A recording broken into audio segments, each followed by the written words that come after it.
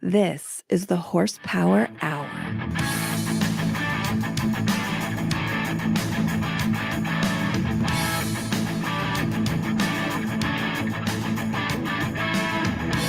Yes, hello and welcome to the only podcast with a salvage title. This is the Horsepower Hour. My name is Andy. Joining me as always is Coy Forticus and Masterson Jr. Senior Esquire Duke of Earl Grey. How are you doing, boss? I'm doing good, man. Doing good. Just here in Oregon in the rain. Some more. Well, more listen, rain. as we're talking about off air, I truly, just to kind of finish up what we were saying, I truly do think that if he had put the roofies in like chocolate pudding cups, Bill Cosby probably would have been let off. But anyways, that's neither here nor there. It has nothing to do. It has no pertinent information with what we're talking about today. First of all, man, I was telling you, we just came back from Jacksonville, Florida. It's about a 4.5-5 hour drive from Jacksonville to Panama City Beach. That's where we're staying. And I'll tell you right now, that's a larger city. Jacksonville, I think it's closer to 1 million people. It's kind of like Portland. I know Portland's on fire right now. Jacksonville is not on fire, but I still felt the need to be in the small community on the beach, where like, I don't want to call it wokeism exactly, but I wanted to be in a place where we really knew our neighbors. You know what I'm talking about? Yeah, I know what you're saying. Panama City Beach for us, it's sort of like the Cheers bar. We're going back to where everybody knows our name. You heard? Yeah. How's everything going in Oregon? It's going well. It's going well. I haven't been up to a lot. It's been kind of boring in a lot of ways. I'm just stoked for, next week. We got a 3-day week. We got Thanksgiving. I'm gonna eat way too much on Thursday. And then Friday is when my side of the family does Thanksgiving. So I'm gonna eat a bunch more on Friday. So I'm gonna All double your up. shit talk to Aaron Samuelson has paid off because he's here tonight. Oh, he decides to be supportive. Yeah, I did shoot some rockets the other week, and we'll get into all that, but it was pretty awesome.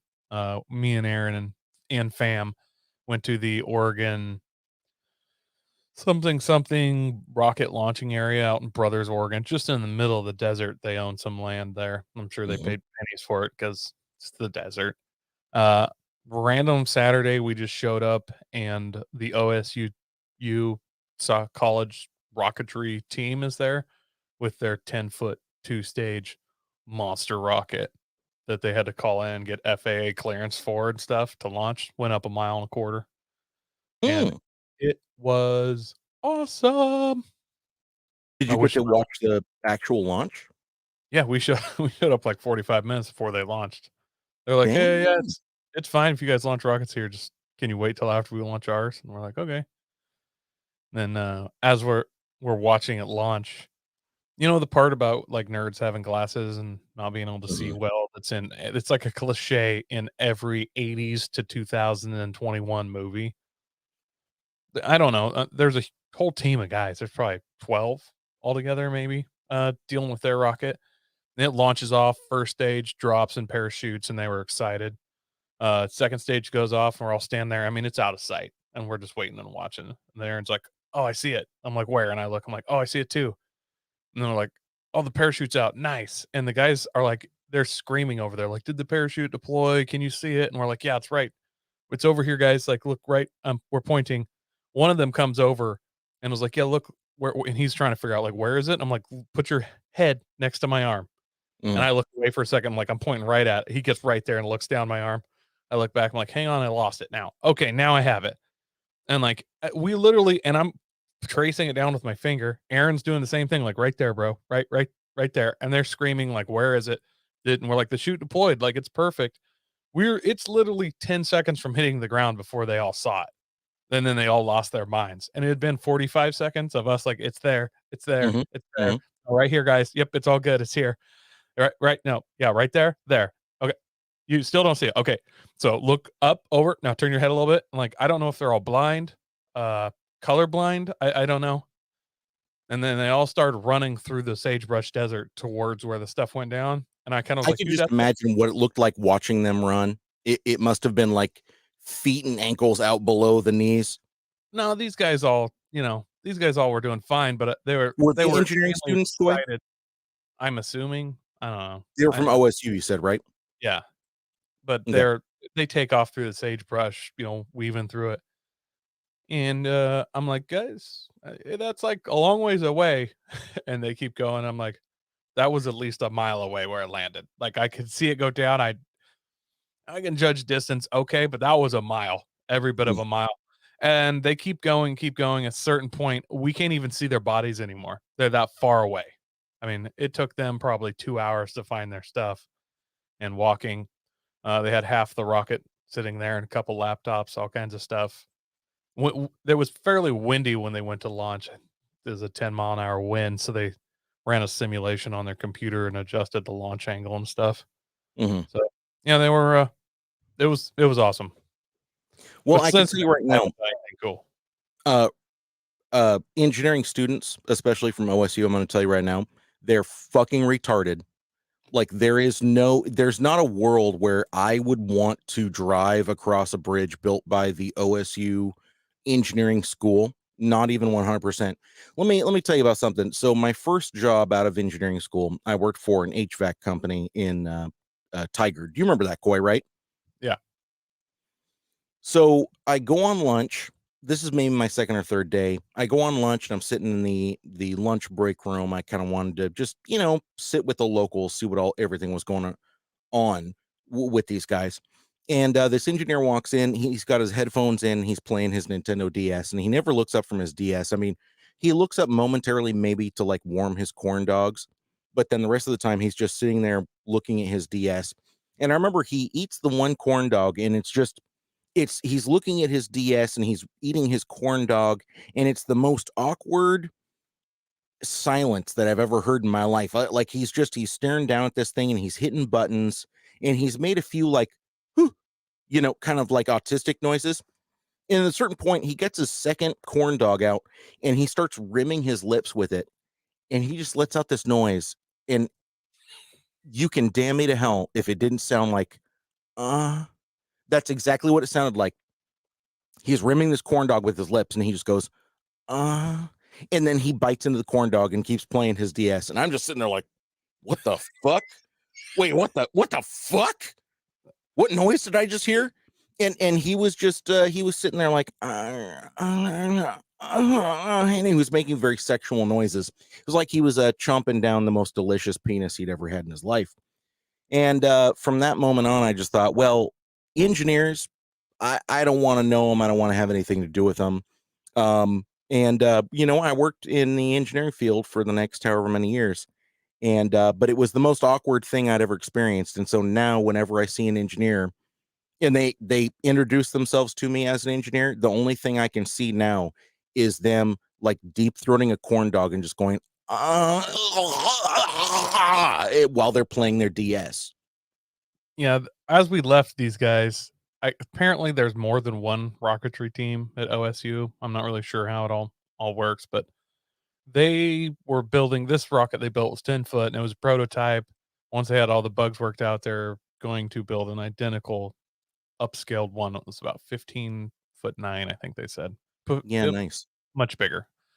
Is it Carbon going to have fiber. the mushroom tip at the top? Like, are they going to do a Jeff Bezos thing? It doesn't sound like it, no. Okay. So there, I asked, "Are you doing any of the rocketry, college competitions?" Like you can watch some of that stuff on YouTube and stuff. They'll get together and do these competitions. And he said, "No, they only take one team from every college, and then another team got that, not us." So apparently they have like varsity and different levels. They're the B team or whatever. But this launch they did, because it went up and the parachute deployed on everything and everything went perfectly. It's the first one of all the teams this year that's gone perfect. So they were super stoked. And and when he's telling me about they're the first ones that it's not a record, but they're the leaders right now basically at their school. I was like, "So you guys beat like the A team then?" And he's like, "Yeah." And I was like, "So there's going to be some mad shit talking, huh?" And he's like, I can kind of see he has a phone in his hand. I kind of see his hand twitch and like his eye look at the phone. I'm like, "Oh fuck, you're talking shit right now." And he's like, "Yeah, yeah." Well, I'll tell you right now, having gone to OSU, the shit talk is We have made our rocket launch and you could not. Ha ha ha ha ha ha ha ha. Yeah, fair enough. You know, I'll Here's give what him, you do. give him that. Coy, whatever shit talk you think would be super funny, just add like a high and heavy dose of autism, and that's 100% of what you're hearing. Okay. I mean, Oh, that's fine. remove all social skills though. That's fine because they're doing that against other like kind. You know what I mean? If they were making fun of me that way, I'd be like, here's the deal.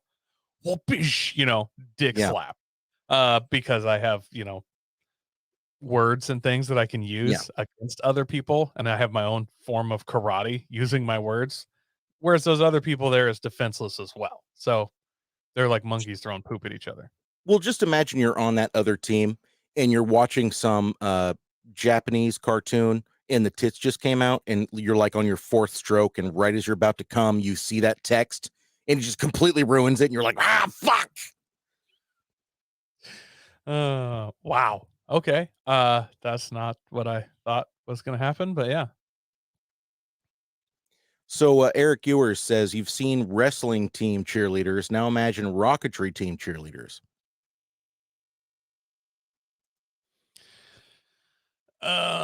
Yeah, I don't know how it's going to work out. I feel like Coy is thinking to himself, I'd rather not. Yeah. You know, hot is hot. Whatever. Well, Coy, I just got back from Jacksonville. Like I said, we went to a family's wedding, and it was very cool. It was actually a great wedding, open bar, so that was pretty awesome, especially for me. You know that already. And Corianne, she just didn't even know what to do with me because while they were doing the ceremony, look, man, I didn't know what was going on. They're Catholic, so this was my first time in a Catholic church doing a Catholic wedding. Oh, So so they like, were doing the things and the prayers and the songs that they oh all yeah, have memorized, but they're all like short little things. And you're yeah. just like, just make mumbling noises. I've been to these and just go hum, and it just blends in. It looks like you know what you're doing. Thank you, Carol Shelby. Yeah, and you got to Yeah. kneel. You kneel, stand up. Sometimes you kneel forwards. Like you don't know. Yeah, there's a whole ritual to it that feels weird. Oh, yeah, stand, sit, stand, sit, stand, sit. Like we did a lot of that. And then I didn't actually know there was this bench in front of our pews where it folded out. And at a certain point, I leaned over to Corianne and I said, "What is this thing for?" And she goes, "That's for kneeling." And I said, "Oh, I just assumed it was like a footrest for midgets. Maybe they had more little people come to this church than I had realized." And of course, she was very upset by that. And we had the priest was this wafy little twink that was just sort of like skating his way across the stage. And So, most did things you were in just call song. the Catholic priest a twink? No, I called him a wafy twink. It's different. Just nothing is sacred to you, which is what makes it funny. Well, we've already killed the Pope like a half a dozen times on this show. No, we planned his assassination. That's completely different. Okay, fair. That's fair. All right. So, and I didn't bring that up to the priest, by the way, but it was an interesting thing because we get up there and he's like, we gather here today in holy matrimony. We welcome these two people to the front in the world. It's stuff like that. And I'm like, okay, well, that's cool. That's interesting. He's got a good voice, whatever. But then the organ hits, and they're using the low tones in the organ. It's not the high tones like the, oh, hey, we're playing Chuck E. Cheese music. It's the low tones, and it's ba ba ba ba, and then the woman starts singing like, Heavenly Father, we pray that you don't take their heads and throw them into the fires of the hell. Please don't disembowel these people and cast them into the fires of purgatory. And I'm just sitting here, I'm like, what the, huh? Oh, Did they get out okay. the big? They get out the big like Green Lantern looking incense thing. Oh, yeah, dude. He was swinging that bitch back and forth. Yeah, It stank like something fierce. I thought we were all getting high. I was like, yeah, now we're talking. But yeah. They no, it must was have some the kind of an frankincense. incense. Yeah, Yeah, it was frankincense and myrrh, apparently. And, he he finished up the whole thing, but like the priest, he's sitting in this throne thing on the side, and everyone's kneeling and back up. And then at a certain point, he says, if you're not Catholic, you're not able to partake in this thing that we're doing. But if you want a blessing, you can just cross your arms and come up, and I'll give you a blessing. And Corianne said, well, do you want to cross your arms and go up and get a blessing? And I said, honestly, I don't want to distract the priest too much, because I was looking fly as fuck in this Tommy Bahama t-shirt, and I just could imagine myself crossing my arms and being like, oh, Father. And I knew that would be too much of a distraction for him. And so I told her, no, I'm not going to do that, because I don't want to just detract from your cousins that are trying to get married, So that was all good and well. And then the reception afterwards. The reception, we show up at this yacht club. Yacht club's gorgeous, super exclusive. They got an open bar. It's fucking amazing. The priest shows up, dude. The priest shows up. And I spot him. And I'm like, oh, honey, Corianne, I have to go and talk to the priest. And she's like, don't you fucking dare. I'm and about to drink holy whiskey. When you get to blessed in this bottle. Well, it turns out this motherfucker's Irish Catholic, because he could fucking drink. Okay. He started with some champagne, moved on to the Jameson, got a little bit of Johnny Walker Black in him after that. I was like, hot damn, this dude is ready to fly. But you know what? Real cool dude, actually. I have to say, the priest, he was great to talk to. He's a Jeep guy, believe it or not. He's got a Jeep Wrangler. He's got an XJ. Wheels, bigger tires. He put a leveling kit on it. He hasn't put this guy likes to go wheeling and stuff. Well, there's not a lot of wheeling in that part of Florida, so what he does is just a lot of dune running. And so he's got some bigger, wider tires, he's got some bigger wheels, and he likes to go out on the dunes and just run it. And of course, I was like, well, what exactly are you wearing when you go out to the dunes? Like, are you still wearing your priest garb? And he was like, there's certain things that priests have to wear. But fortunately for me, I have like, the pants and the shawl and stuff that I get to wear when I'm out on the dunes. And it really changed my whole perspective of Catholicism, because it turns out you can be gay and into cars. Interesting. I Yeah. would like to see him in like the full get up with the funny hat, just cresting a dude, just all four tires in the air, that sand roost behind him. So Lumber says, what do Catholic weddings and rocket clubs have in common? I'm hoping he has an answer to that, and he isn't expecting us to answer. I heard some Catholic jokes earlier this week that made me throw up in my mouth, so I hope it's not too bad. Here's one I knew that I would get along with that priest, though, Coy. He said he spent 7 years in Italy. And when he got back to the United States, his first car that he bought was a Fiat 500, but he didn't like the Fiat 500 just the way it was. He had to get the Abarth. Obviously. And when he said that, I was like, oh shit, this dude is serious about it. But he also confided in me that the Abarth, just like, as far as impractical vehicles go, that was an impracticality among impractical vehicles. So he just said, I loved how sporty and quick it was. And then he leaned in. He was like, it ain't that quick, if you heard. And I'm like, yeah, no, I know it ain't that quick, but like, it sounds cool, So he went out and got himself an XJ, got the 4-liter straight six, got the, I think he's got the Pentastar V6 in his. Either way, he got whatever the highest horsepower is. And, did a couple of things to it. And he's like, yeah, as a priest, I'm not allowed to have super flashy things. But he was like, I got to put some fucking meats underneath that Jeep. And I was like, no, I totally heard you. So he wasn't like a supercar guy, but it was pretty cool being able to stop and talk to him and realize, oh, he's into cars, not to the same level that you and I are, but it was an interesting conversation with a priest. And I have to think, now that I've like met a priest on his level, not the homosexuality with the little boys part, but the car part, I have to think that maybe that has helped sort of solidify my ticket into heaven. That's how it works now, huh? Isn't it? Right? Did you have it make any holy water for you at all? Any? Believe it or not, he blessed my rum and lime. That makes it so much better. Yeah, he did this whole cross thing instead of little humana humana humana humana. Oh yeah. See, you can actually buy. That's not how it works. So, How I do you really know, want Aaron? I really, really want to build my own like supernatural, uh, like go bag that's got, a couple things of holy water, some oak steaks, couple silver bullets, couple cloves of garlic, and just have that all ready to go just in case like you know, revelations happens and demons are popping up around me. I can just be like, boom, holy water hand balloon, and just you know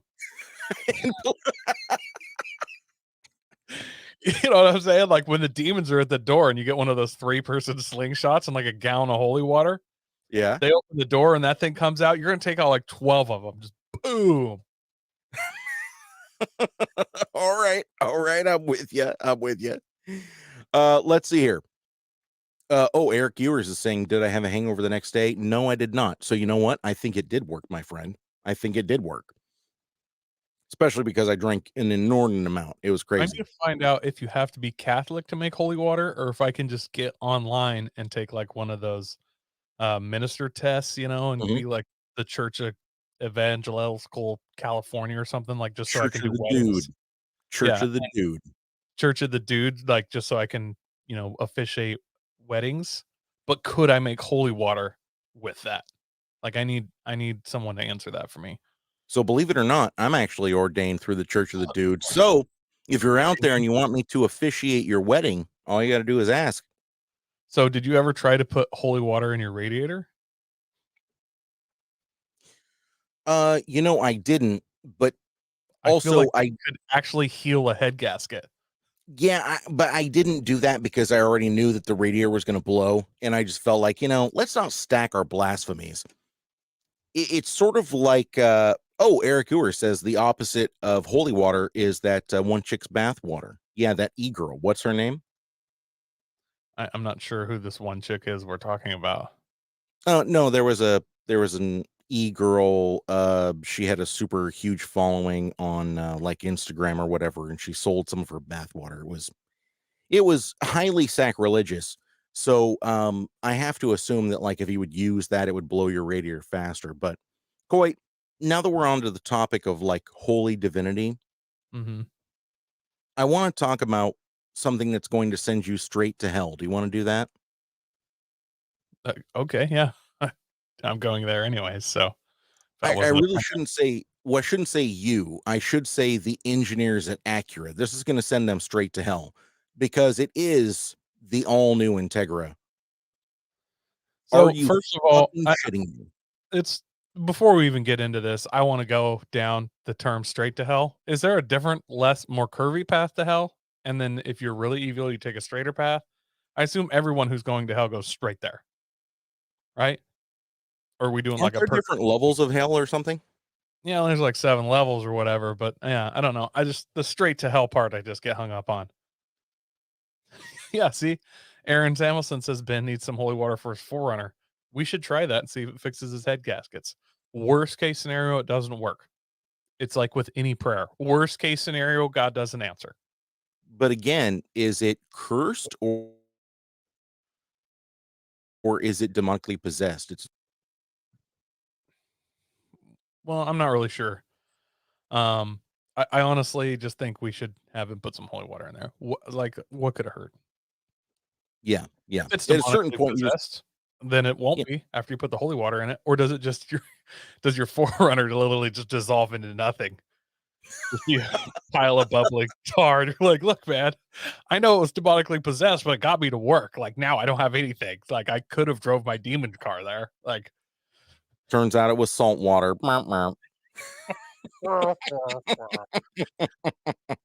So listen, man, this new Integra, everyone was super hyped for it, even me. I was like, holy fuck, the new Integra, it's going to be so amazing. I think we can both agree, can't we, that if the new Integra had just simply been the old RSX Type S, like rebadged, we would have been happy with it, right? honestly, I would have been happy if they would have rebadged and put taillights and headlights in the the new Civic Type R. Like, Sure. what? I can't even talk straight. And the bad part, I think, I blame the renders. There were some really good render ideas, and it seemed like it really hit the internet well. And then Honda, Acura kind of went along with it, and they should have been Hmm. like, no, nope, this is not. But they kind of did the any attention is good attention type thing, Hmm. and then we all got let down a lot. Yeah, a lot, because I want to just show you guys, if you're listening to the podcast, we have links underneath of the podcast you can follow. I encourage you to do so. But underneath of the news portion where we talk about the Integra type, or excuse me, the new Integra, I also have a link for the Acura ILX, and it was just to make a point. So right now on the live stream, I have an image of the Acura ILX, which has been around for a long time, right, Coy? Yeah, it's the headlights are literally inverted, like the LED strip in it. They just flipped upside down. All Like they we're doing all I'm literally doing on just the live stream is I'm just going back and forth between an image of the ILX and an image of the new Integra. And these are both images from Acura, by the way. Acura.com/future vehicles/Integra is one, Acura.com/ILX is the other. So they're not even trying to cover it up. We're literally using the same photos that Acura has on their website, and we're just switching from one to the other, and we can see how obviously they are exactly the same vehicle. So what we're talking about here is Honda just took the ILX. They're putting the Honda Civic Type R engine in it with the, and listen, it's a fantastic engine, right, Coy? yeah, man. Nothing wrong with the powertrain, No, but if you're it's gonna 306 horsepower, 295 foot-pounds of torque. It's 2-liter, it's turbocharged, IV Tech, like nothing wrong with the powertrain at all. But it's in this giant, bulky sedan. yeah, yes, they did make some four-door Integras. I'll give you that. But I mean, the Integra, GSR and the Type R they were the pinnacle of Honda minus the NSX, which no one could afford. But I mean, that was the best car they had. That was their first foot forward. Yes, there were Civic hatchbacks, there were all the others, but the Integra, Type Rs, and GSXs were considered their fastest car. Am I wrong in saying that was considered their fastest car? No, not at all. And So the Integra, like you said, the GSR and the Type R, those were kind of the pinnacle. You want to talk about the fastest, most racy things that Honda had. And they were on their own platforms, and they just, like, stock for stock, they were barnstormers. We can talk about if you wanted to do a Type R engine in a a Civic SI hatchback, and yes, and obviously arguably you could say faster that that than was it. You could maybe say that that was a better vehicle, do you think? well, yes, but I mean just stock on stock. An Integra Type R was it wasn't a swapped vehicle. It came with the B18. You know what I mean? And it was So always a little bit faster, right? it seemed like it. I know it's kind of the same car, but it was always the best car, and so I thought that it would be a little better than the Civic Type R just for two reasons. Honda has been going back and forth with a couple other car companies. I think it was Renault or somebody else on the fastest Nürburgring front wheel drive lap time. Mhm. And Honda really should still have it because I think it was Renault, one of those European companies. They make like 450 models of some full on race car. Basically, they make a homologation car to beat Honda's sedan, like mass production car. And then a few years go by, and then Honda throws out the Type R and beats them. And then they basically just make another car, put huge tires on it, and it's gutted and beat it back. And they've been going back and forth 10, 12 years now. Yeah. So I honestly thought, and right now Honda is not the fastest. I think I don't know who it is. It's some other Euro car for the front wheel drive Nürburgring lap records, or production car lap records, which the other companies aren't really using production cars in the true sense of the word. They're doing more homologation cars. And if you don't know what a homologation car is, I believe it's 350 is the minimum amount you have to make of a car to be Mhm. considered a production car. So they make like 400 models of a certain car, which is a full on fucking race car. and then it's technically considered a production car. Now everybody does this for rally cars, for trophy truck stuff. Like everybody makes homologation cars. That's not something new. They're always awesome. I mean, homologation cars are the best. So I'm not dissing the whole homologation car thing, but to do it basically just to get that front wheel drive record when you're going against a true mass production car is kind of a BS thing in my head, but it's whatever. So I And assume just kind of coming back around, sorry to interrupt, but coming back around what you're saying, the Renault Megane RS Trophy R is the fastest front wheel drive vehicle around the Nürburgring right now, but it's right behind the Honda Civic Type R, which arguably is, well, not even arguably. I mean, the Megane RS Trophy R, that is a very, very select number of people that are getting those. It's a very short production. Every single one is handmade. In the Civic Type R, that's a hugely production vehicle. Aaron Samuelson even says, I'm so upset with this car, and I'm not even a Honda guy. I feel like that is the sentiment of pretty much everyone out there right now, right? it is. And so my whole thought was they're going to come out with the Integra Type R. It's going to handle just a touch better than the Civic Type R. And they're going to go out and they're going to take that lap record back and they're going to roll out here with this Integra. And it's going to be a Civic Type R +1. You know what I mean? It's just going to be a hair better, just enough to take that lap record back. And they're going to be like, Nürburgring lap king, Integra Type R is back, baby. They're just going to sit there and do the helicopter, you know, and it's going to be all awesome. And all of us 30 to 45-year-olds be like, yeah, Integra rice, baby. Type R. And then they come out, which I'm guessing they assume all the people that liked Integras back in the day have families now, so they need a 4-door sedan. I mean, this is I don't I mean, this is a TSX that's ugly. Yeah. Like even I mean, I don't even know. Like why didn't they call it a Legend? Call it the Acura Legend. They made a Yeah. V6 version of those. Like they could have just Call it the Acura Vigor. I don't care anything. They're trying to cash in on their brand recognition with Integra, and they wasted this. They just wasted it, in my opinion. I don't know enough specs. Maybe this thing does handle better than the Civic Type R. I don't see it, but maybe it does. And Maybe look, there's some all of kind of us fucking will maglev all shock be on shut this up. thing. We'll all be shut up completely if they take this thing to Nürburgring and it takes back the front wheel drive record. Like there's no doubt. All right. It's sort of like the Kyle Rittenhouse thing. Like if he gets charged with all 5 charges, then everybody's going to shut up, right? But Yeah. this thing, or no, excuse me, if he gets off, I mean, which well, we won't get into it. But anyways, You that was terrible. Yeah, that was a terrible comparison. But what I'm saying is this new Integra Type R, everyone would shut the fuck up if it went out there and it was fast. But you know it's not going to, because all it is just a rebadged ILX. Yeah, it's seriously, that is all it is. And they I didn't even change it enough to make it cool. No. And so I feel like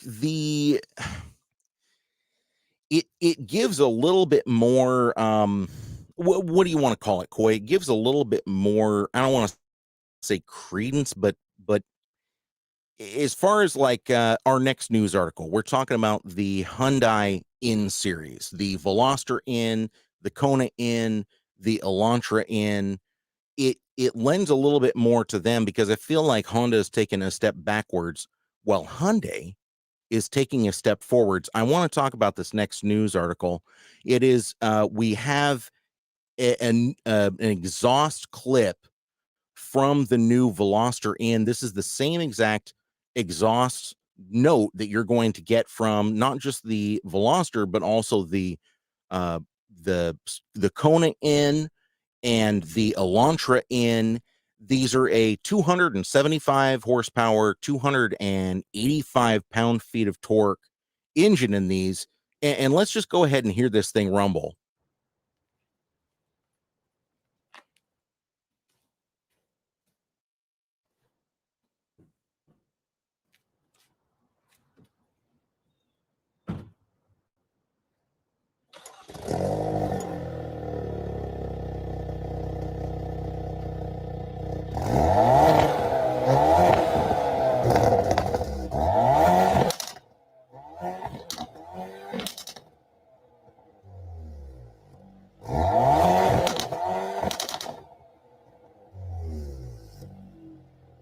Why does that sound like it has anti-lag?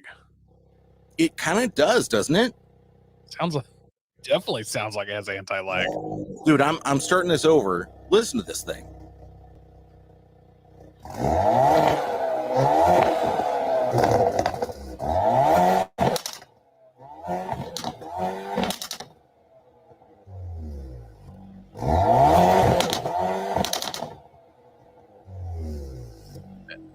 I don't know if his audio is clipping or something there, but It is clipping a bit.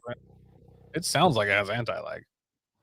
It's I clipping know a little bit, but I'm going to tell you right now, that sounds fucking incredible. And I am super, super impressed with what they're doing. I mean, honestly, super impressed. And, you know, one of the things last week you talked about that you really liked about the BMW 1M was the overboost function that they had for just a short period of time. But when you're like running on the highway or whatever, guess what these Hyundai N series cars have, Coy? Oh, please tell me it's overboost. They have overboost, buddy. Hyundai is saying that it's a 10 horsepower overboost. When you hit the button, you have 20 seconds of a 10 horsepower overboost. Wait. It's a button? It's you a have button. a button. Oh, yes. So you could be racing down the highway, just like full on anime style, overboost, and slam the button down and get an extra 10 horsepower for 20 seconds.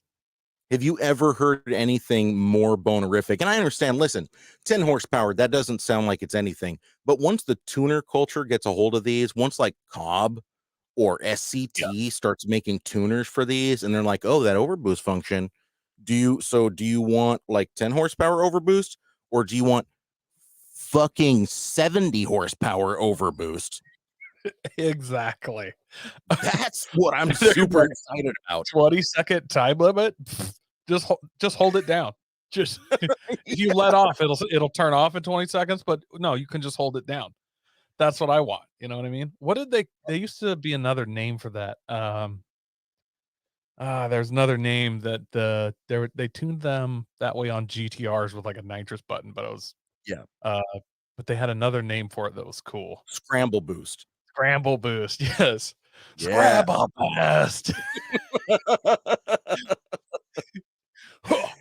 You think you won and you haven't seen my scramble boost move. So Coy, listen, man, I have I've listened to that clip a ton of times. I don't think you have. Give me your initial impressions, like hearing that exhaust note. What do you think about that? It's beastie. And Aaron Samuel says 10 horsepower is kind of laughable. Sure it is. Sure it is. I'm sorry, but if you have a button that adds 10 horsepower, laugh all you want. How many times will you hit that in a given day? 1,000 times? Like every single time I come around a corner, I'm just going to scream scramble boost and slam that button down. Yep. You know what I mean? Every time you start losing a race, I mean, I don't care. Like you could be racing between stoplights to like a Honda Odyssey minivan. And if you get into second gear and you think, oh, I got a little traction, hit that fucking scramble boost, baby. Yeah. Scramble boost. Yeah, I would hit that button constantly. I know Aaron Samuelson on a personal level, and I know that his thumb would be hovering over that button or finger. I don't know where it's at all the time. But yes, it is laughable. I would still use it constantly. Oh yeah, for sure. And listen, from hearing that, I do think that there's some kind of a factory, little bit of like a little bit of an anti-lag thing going on. I know we can't talk about it like that, but I mean, so we make fun of the Crackle Tune quite a bit, not on the show, but we make fun of the Crackle Tune just in normal life, Coy, because a lot of times people think they're putting a Crackle Tune on their Volkswagen and they think it's the baddest thing in the world. But, coming from the factory and hearing those whizzes and pops and bangs, it reminds me of, the first generation of the Mazda Speed 3. And I feel like in this world where everyone is going electric and they're all trying to focus on hybrid platforms and stuff like that, Hyundai's like taking the Dodge approach. Like, no, fuck you. We're going to do a turbo 4-cylinder. It's going to make a fuckload of power. And if that power is not enough for you, you can just hit a button and get a little more power. That's what I'm talking about, baby. Still not a huge Hyundai fan, but that thing sounded beastie. And I love the tunability of what they got. They're doing a little turbo Mhm. 4-cylinder, and like you said, Cobb's gonna get a hold of that or somebody. I don't know who. There's gonna be some kind of chip or tunability for that's just gonna turn these things into tiny monsters. Do we or do we not have a lack of tuner vehicles in this market right now? Well, yeah, I don't know if we have a lack of tuner vehicles, but tunable, I could say we have a lack of. Tunable. Okay, that's fair. You know what I mean? Because like a lot of these cars that aren't turbocharged, like you can go get a GT86 or FRS or BRZ or whatever. You can throw all the tune you want on that. You still have nothing. Like you can't. A lot of these cars aren't that tunable. The codes haven't been cracked that much. There's Mhm. not that much going on. You know what I mean? And with all the emission stuff, it's like you could sure you can get your Subaru tuned, but like you got to do some stuff to be able to get that tune to work because you got 4 catalytic converters and evap and all this stuff. So it's like, yeah, I got to do exhaust and headers and intake and front mount, and then I can go ahead and get this thing tuned. So it's like, whereas these are kind of they're just waiting for a tune, and maybe I don't even know they really need exhaust before they need a tune on these Hyundais. Like they just need a tune, do it. They're kind of remind me of the Fords, the Mhm. EcoBoost. Like they literally just want a tune. Once you max out that tune, throw some different turbos on there, change nothing else except for the exhaust, maybe like really basic tunability. That's what I'm talking about. So the first generation, even the second generation Mazda Speed 3s and 6s, they had limitations, and mostly the limitations came from the fueling system. But a lot of the EcoBoost engines, they don't have those limitations. I was talking to a guy about his, what was it, a Fiesta ST, and he was telling me, "Oh yeah, this thing's got 360 horsepower." And I was like, 360 horsepower? Like, what the fuck? Where'd you get 360 horsepower out of the dinky little motor in that Fiesta? And then he explained to me, all you got to do is like once you put an intercooler, an intake on it, you do a catback exhaust, maybe some methanol injection, and then you do a tune on it. And yeah, you go from 160 horsepower to fucking 360. It's like a moon tune, but they can handle it. And I'm thinking and I'm hoping that it's the same way with these new Hyundai vehicles. It could kind of open the doors up to a new tuner culture with these. And not only that, Coy, so unfortunately, fortunately slash unfortunately, the only all-wheel drive platform they have right now is the Kona In. But again, the Kona In, same engine, all-wheel drive system, and they share the same Hyundai Kia B series chassis. It's not quite the same. It's a B SUV chassis instead of the GB or the BA chassis. But I have to think that there's some crossover there. And I'm wondering if we're going to see a few people with maybe some all-wheel drive swap Tiburons, all-wheel drive Elantras that have that 2-liter turbo engine platform. I would love to see some of that and maybe start seeing like a new era of the Korean Evos, you know what I mean? I'd love to see that era. Uh, I would hate to be part of it, but I'd love to see it. You know what I mean? They're over here getting all these KDM parts. K-pop music is even bigger Fucking than it already KDM.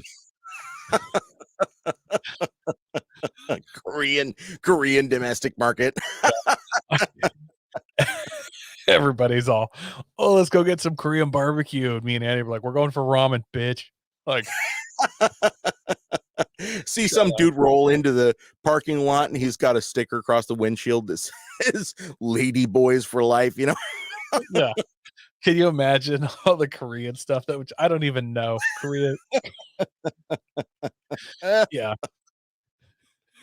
Listen, There man, would be some super shop that built a super badass build and made it all black and be called like Kim Jong Un, you know? Kim Jong out of here, son. Yeah. Look, man, I'm not necessarily opposed to any of it. Honestly, I'm not opposed to it at all. Just to be totally honest with you, I don't have any beef with Hyundai or Kia at this point. I think they're making some great stuff. Eric Ewers in the comments is talking about the Kia Stinger, which I think is actually a fantastic platform. The Kia Stinger 3.3 liter V6 all twin turbo, the all wheel drive ones. They're quick. They're on 12s from the factory. I mean, they're a very, very quick vehicle. They're a little bit overpriced for what they are. I feel like that's left some of the tuner culture out of them, because you start looking at the price, and when it comes to a Kia Stinger being the same price as like an STI, you run into some problems there. But still, that doesn't change the fact that it's a good car and a good platform with a lot of potential there. And as we kind of move away from the newness of it all, I think, 5 years, 10 years down the road, as these vehicles are being produced more and their prices come down, I think we're going to see a lot of interesting stuff coming out of this area. I think you and I might even get to the point where we're driving our fast cars and we say, "Oh fuck, that guy's got a Hyundai Kona in.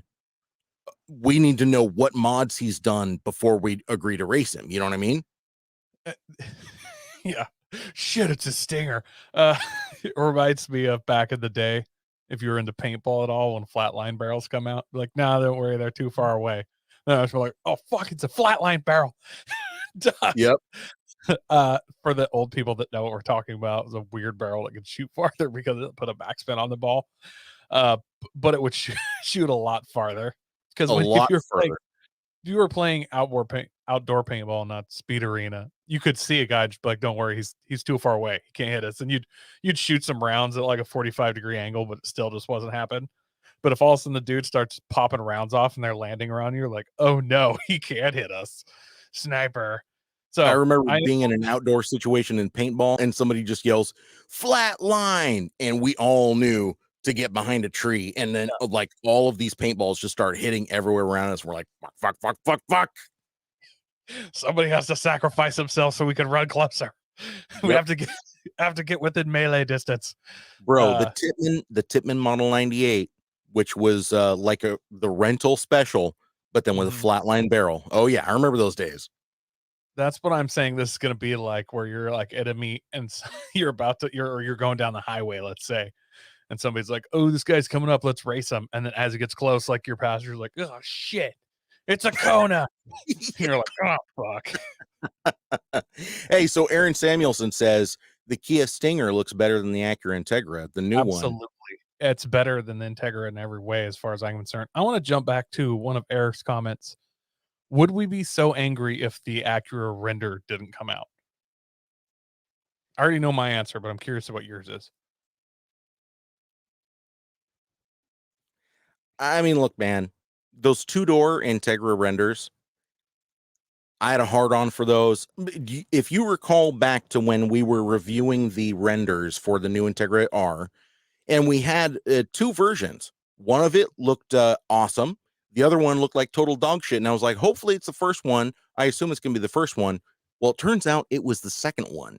So I am that has added You locked to up on my me. Oh, Koi's frozen. I'm frozen. I'm back. I'm back. There we go. We're back. So listen, man, that render that you and I looked at months ago, where there Yep. was a cool looking one, and then there was an ugly one.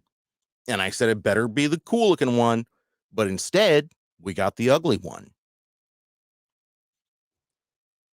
The How shall I put this, Koi? The disappointment that I have experienced literally knows no bounds.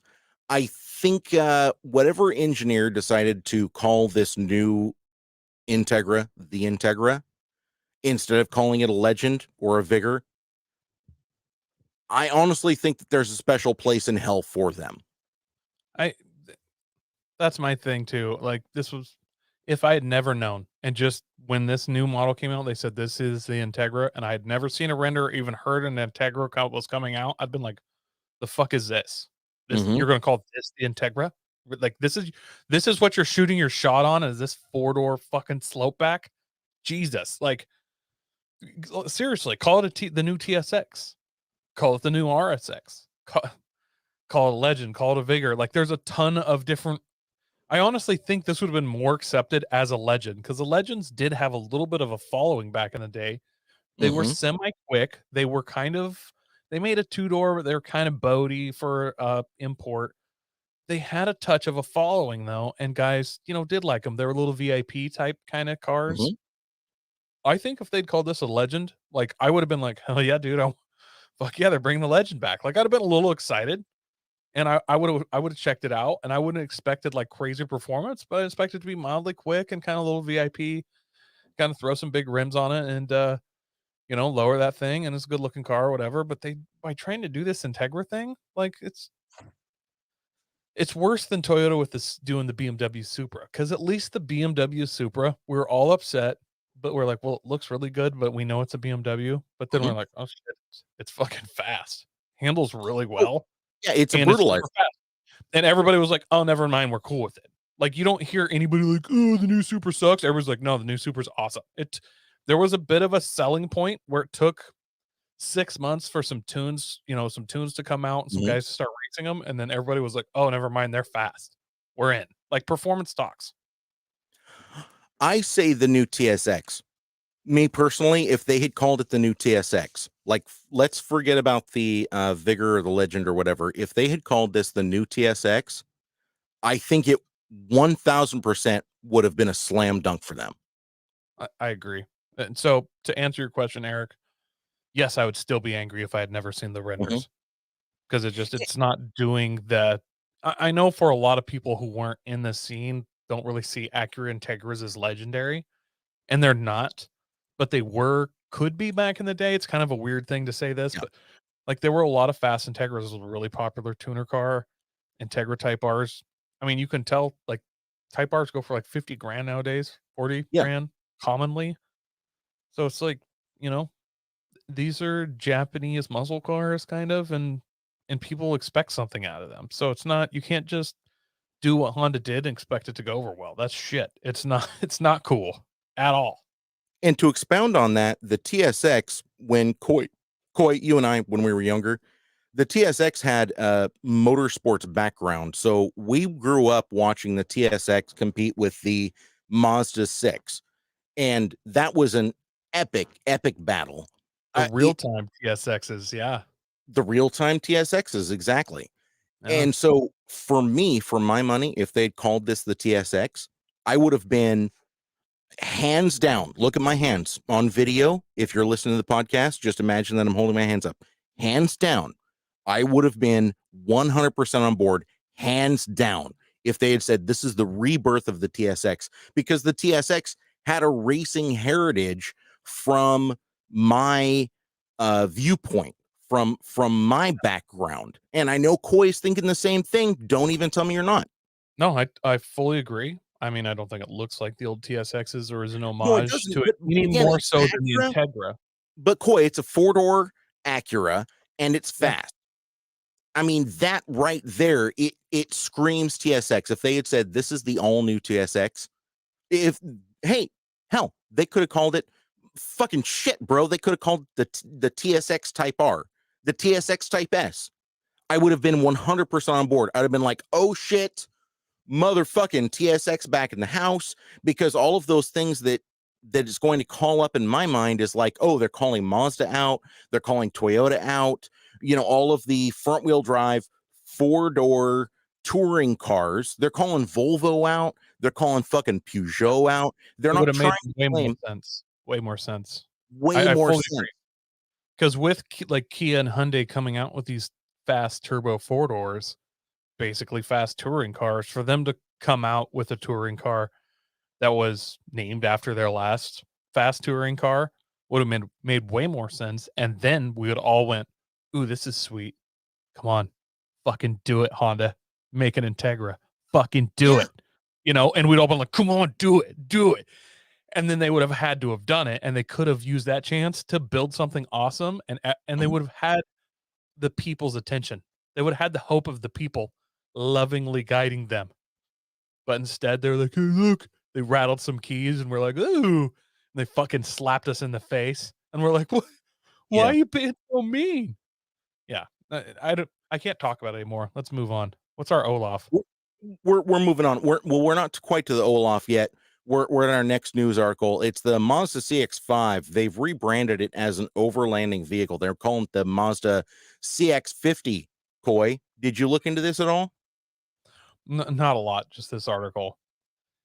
Yeah, So tell me what you think about this, man. I don't mind it, you know? You know that priest that, likes to run dunes and stuff? Mhm. This seems more his kinda car to me,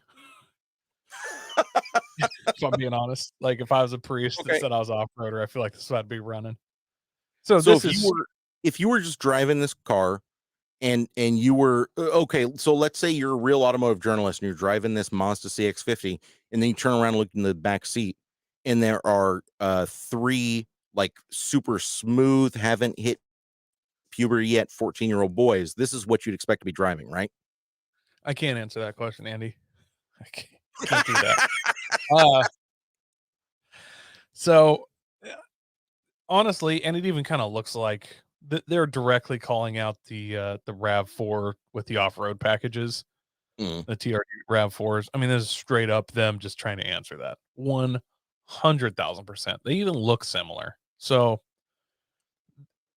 whether they have any success as this, I hate to be so judgy on this car, like, right off the bat, but this is what I do.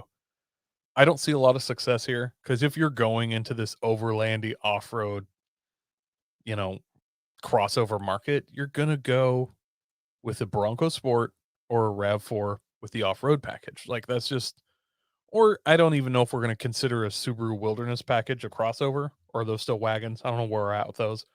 Like, you're Well, I gonna don't look see for why stuff. not. Isn't that an overland rig? I mean, they have a copious amount of ground I clearance. agree, but I don't know if that's really competing against the crossovers, you know what I mean? Because it's more of a wagon than a crossover, but I don't know how we're really categorizing. But I'm just saying, like, if I'm into that market, I'm into the Bronco Sport or I'm into the RAV4 off-road, right? Mhm.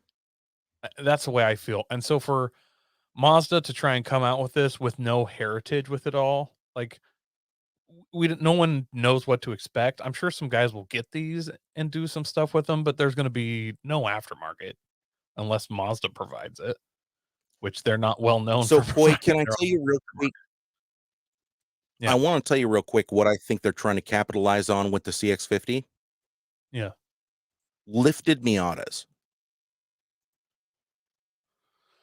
Uh, I mean, By the way, everyone listening out there, this is why I say like weird, just off the wall shit like that is for Coy to just kind of sit there and try to reboot his brain and then like try to yes and his way around what I just said.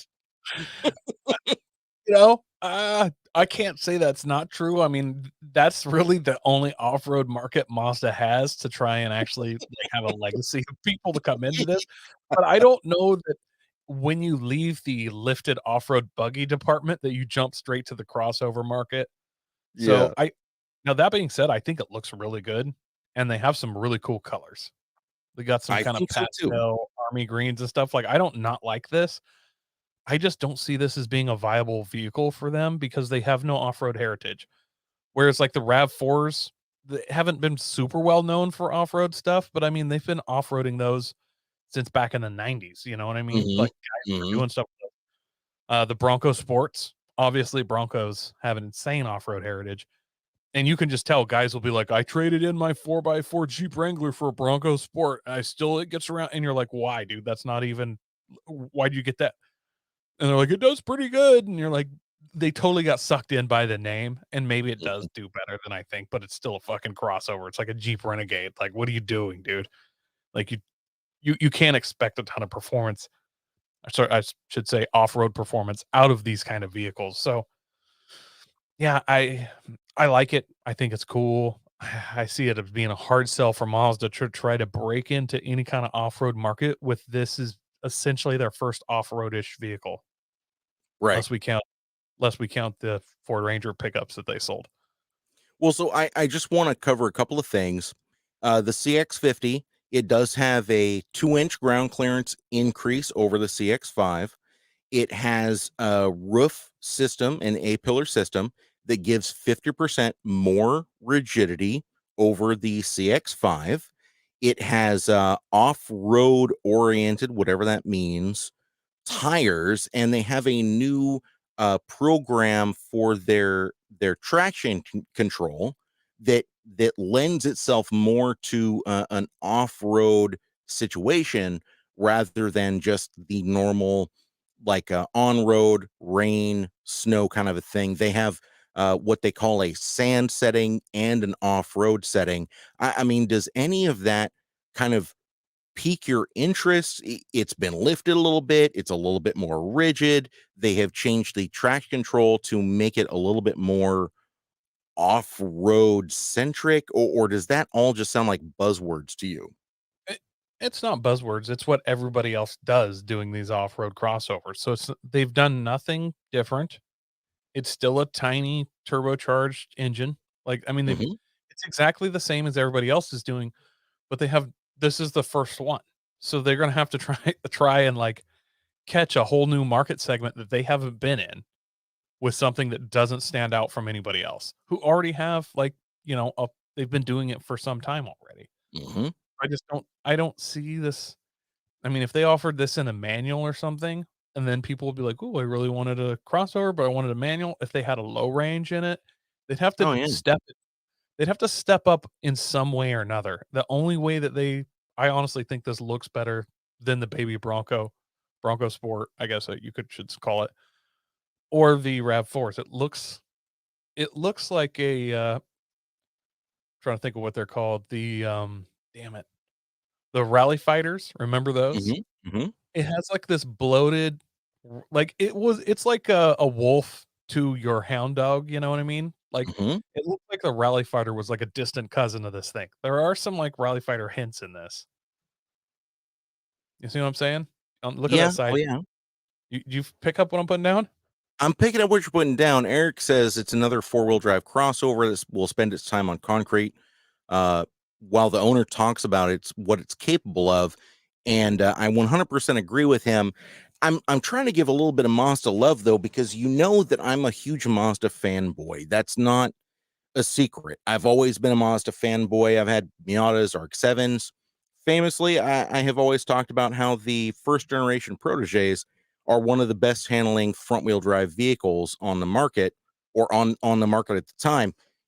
Now, listen, Koi's 1993 Honda Civic hatchback. What is that? An EG, right? Yeah. That is the best handling front wheel drive vehicle of that era. I'm not going to argue with that.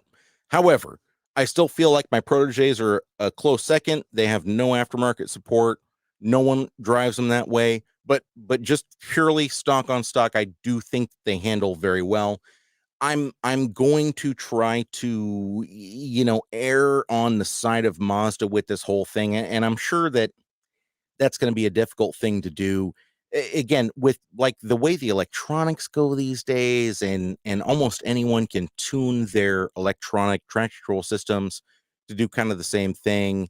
uh, you know uh, I don't know. I agree with everything you're saying, Koi. This is a really, really tough sell for me. But at the same time, I wonder if maybe Mazda's just trying to dip their toes a little bit. Maybe they have something overlandy in the works. I mean, do you see any possibility of that, or is that just wishful thinking from me? Man, it'd be cool. And if there was a market where they're going to do that, it's now because, I mean, the whole overland stuff going on. I mean, the off road segment with the Bronco coming out and everything. Like, Mhm. it's prime. Like, I mean, obviously there's a piece of the pie that Mazda could get. You know what, Bruins dad? Yeah, I am streaming from a dinosaur egg. I'm trying my best. It's not easy out here in the sticks, dude. I just bought a new hotspot. It's better than what I had. This is the Koi's first time I'm streaming from my new hotspot, which is much better than what I was streaming with before. And you're over here talking shit, bro. I'm fucking Jesus. Koi, I'm trying. listen, you're not streaming from a dinosaur egg, you're streaming from a butternut squash. Let's be real about this, okay? I'm just streaming from Flintstone's car. Okay. Yeah. So, This is look, not man, good. coming back around to the CX50, I mean, I'm at the point where I'm looking at this and I'm going, okay, it's probably not going to take over that segment, but at the very least, can I maybe find some way logically of saying if a person wants to buy an Outback, but they don't want to change their head gasket every 40,000 miles, they may consider like a Skyactiv G, that's the 2.5 liter turbocharged Mazda engine in a CX50. And it's, direct injection motor. They're very tough. They've been proven to go 200,000 miles without really having any problems. And so instead of going with the Outback Sport Overland Edition, maybe I'll look at going with one of these CX50s. And I get everything you're saying. They don't have the off-road heritage. And to say that, Subaru has an off-road heritage, that might sound weird to some people, but in the Overland community, they kind of do. They kind of do have that overland heritage. Do you think that Mazda may at any point be able to carve out a little bit of that, or is that just something that's yet to be seen? Unless I don't think they can carve something out in that market with this. I think they could if they went one step more. Like, they have to do something to stand out. Think of it this way. Mazda had no sports car heritage except for rotary cars. Yeah. They got rid of the RX-7, and then they got Mazda 3, Mazda Speed, Mazda 6, Mazda Speed. I mean, they had Miatas, but I mean, you know what I'm saying. Then they did the, turbo Mazda Speed. So they went one step ahead. They started turbocharging. They're already fairly quick sedans. They started Mazda Speed turbocharging. Like, nobody else was doing that. So the Mazda Speed 3s got a ton of following as soon as they came out with that. Like, they went one step farther, and now Mazda has that Mazda Speed fan base, and they have that heritage now because they went one farther. See what I'm saying? I got one more question for you. This is a wild hair. Let's pretend that they took the new Miatas, the ND MX-5s. They don't call them Miatas anymore. I understand that. But let's pretend that they took the Skyactiv Turbo 2.5. They put it in one of these. They gave it just a little bit of lift, 2 inches of lift, and then put 28-inch off-road tires on it. Where do you think that would land you on the overland scale? Now, see, that's going one step more. They make a buggy, basically, Yeah. is what you're saying. They make a buggy. They would sell those like motherfucking hotcakes. You think they would just fly out the door, huh? I don't think they could keep them on the lot. I really don't. Like, they already sell a ton of Miatas, and if we're just like, yeah, we put Bilstein 5.1, whatever they, off-road Bilsteins are, and we did 28s all-terrains on there, and we did a real aggressive roll par. They would have to only come in that removable hardtop. So you know what I mean? Yeah. They did some shit like that to make it look like then it would look kind of like a James Bond villain car or something, or a rally fighter. So Even hey, the car but again, Aaron Samuelson is still in the comments, and Eric Ewers is still in the comments. I want to know what you guys think about this idea. I mean, honestly, truly, don't be shitty about it. I want to know your thoughts. Like, what if they made an MX-5 and it had the 2.5 liter turbocharged engine, and it was a little bit lifted, and it was on like 28s? What do the Subarus run now? They're like a 28-inch tire, right? Yeah, somewhere in there. Yeah, no, I totally want to hear what you guys think. Aaron Samuelson's just spamming the comments with stuff like hashtag Danger Navarro, but I truly do want to know what he thinks. And I think as we talk about the Navajos, bro. Oh yeah, Navajo, not Navarro. Sorry, yeah, Navajo. Man, they made. I mean, there was an all-wheel drive, MVP or whatever that they made. Oh yeah, those were garbage. Hot trash. I mean, so they have made some other all-wheel drive trash before, but I mean, we'll see. I like it. I think it looks good. I'm sorry, Mazda. I don't think you've cut out a section of this market with this car. Like, you got to do some more. If we can make it lukewarm garbage instead of hot garbage, I think we'll be ahead of the game, right? Yeah, exactly. Aaron Samuels says tune into the Off-Road podcast to find out my thoughts. Wow, nice segue, bro. Well, I'm really glad he brought that up because I was about to say the 4x4 podcast. So I'm glad that he brought up you can listen to the Off-Road podcast. By the way, Coy goes on the Off-Road podcast once in a while. You really have to go and check that out. It's facebook.com/Offroad, the Off-Road podcast. Aaron Samuelson will fix me here. But Aaron's actually one of the admins over on the Horsepower Hour group podcast. So that is facebook.com/Horsepower /group/the horsepower hour. I want to make sure that you guys are going over there and checking that out. Speaking of, Coy, a couple of weeks ago, we gave away some powder coated wheels. Yeah. And I'm excited to see what happens with those because they are our summer long sponsor over at Santiam Powder Coating. Have you had a chance to talk to Roy recently? I talked to him last weekend, I think. Yeah. Mm-hmm. We didn't get a chance to talk about if anybody had showed up to get their wheels powder coated yet, but we talked about him powder coating my hard dog roll bar for my MR2. So there was that. Obviously, I trust him with all of my powder coat work, so you should do because he is amazing. Well, Roy and I had a great conversation the other day about some EVs that are coming out. And as a matter of fact, we talked about a couple of just really cool vehicles that were kind of getting revamped.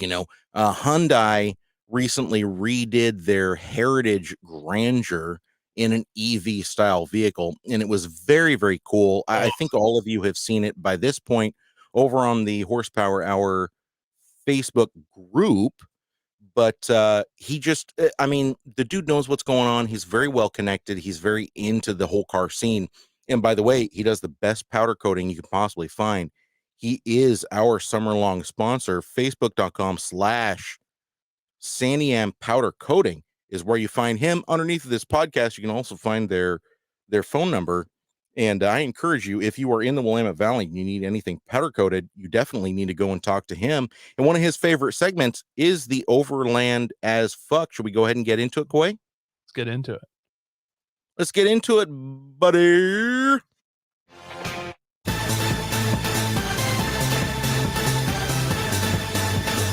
Overland as Fuck.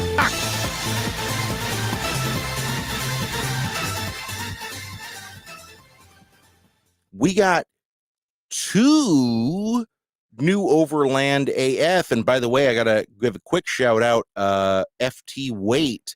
He is over at PCB Media. He met me, or he hung out with me a little bit ago at one of the car events. And super good dude. Go and follow him on Instagram, PCB. I think it's PCB Media. Maybe it's PCB.media. But he has some amazing, amazing photos of vehicles from the Florida Panhandle. And I just love seeing everything that he's doing over there. So make sure you go and check that out. Coy, they're talking about a new military spec EV Hummer, man. Could that really be a thing? So first of all, because I like to do this, I like to look in the backgrounds of pictures, Andy, and see what else is going on. Because obviously this first picture, we're seeing some suspension inside of this, EV Hummer prototype thing. We're also seeing some bureaucrats pretend to look at it and know what they're talking about. Yeah. How hard is that dude in the background mansplaining to that woman right now? Oh, bro, he's looking at this thing and he's like, listen here, sweetie, this motherfucker right here, it's made of all plastic and it's got 11,000 horsepower. It makes 1,000,000 RPM of torque. These tires, they're puncture rated. These tires can take 8 billion rounds from a fully semi-automatic AR-45 rifle. You know, the one that Kyle used in Kenosha? It can take 47,000 rounds from that rifle before it pops the tires on this thing. So I just want to let you know, I'm actually high on meth, and I've got a little Coke and a little Adderall in my system, and I've been drinking all day long. And are we gonna fuck, or what exactly we're doing? Like, are you in menopause? Is that hole completely dry? I've got lube in my office. We can go and get the lube, and then I can call a couple of my assistants in if you need a little guidance. Like, we can call in some small children if you need to drink their blood before we fuck. That's fine too. I mean, we're all part of the same group. Hey, like, I'm assuming this is a defense contractor, not a politician, Andy. Jesus. Oh, my bad. Sorry, I thought this was the Clintons. What? Who is this? No, I just assumed it's a GM rap. Like, I didn't know we were going into society here. Oh, my bad. Oh, it's a GM rep. So let me try that again. Listen here, bitch. this motherfucker right here, this shit costs $11,000 billion. The toilet that's in the back of this thing, it costs $12 million to install. And that's where all of your money is going. I don't know why you guys keep coming to us and saying, ooh, where's all of our money? Listen here, you fucking cunt. It's all in this vehicle right here, okay? Don't you understand? This is bulletproof. This is gonna save lives. If you explode an IED underneath this vehicle, it's only gonna kill 6 of the 12 occupants, okay? So you know what I really think is going to happen with this? Yeah. I think they're going to make a number of these.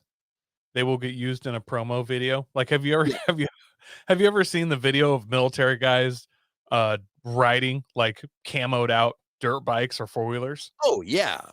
Have all the military guys you've ever met, all of them, and like everybody knows at least one special ops guy, right? Oh, Coy, I Ever just want met one that to rode the Coy, fucking I'm four-wheeler? sorry. No, I'm totally interrupting you. I'm so sorry. I just want to point out that I want to mention that in this video where they're in an open cabin vehicle in the open air outside, since they're both in a vehicle, they're both wearing face diapers. Yeah, it's interesting.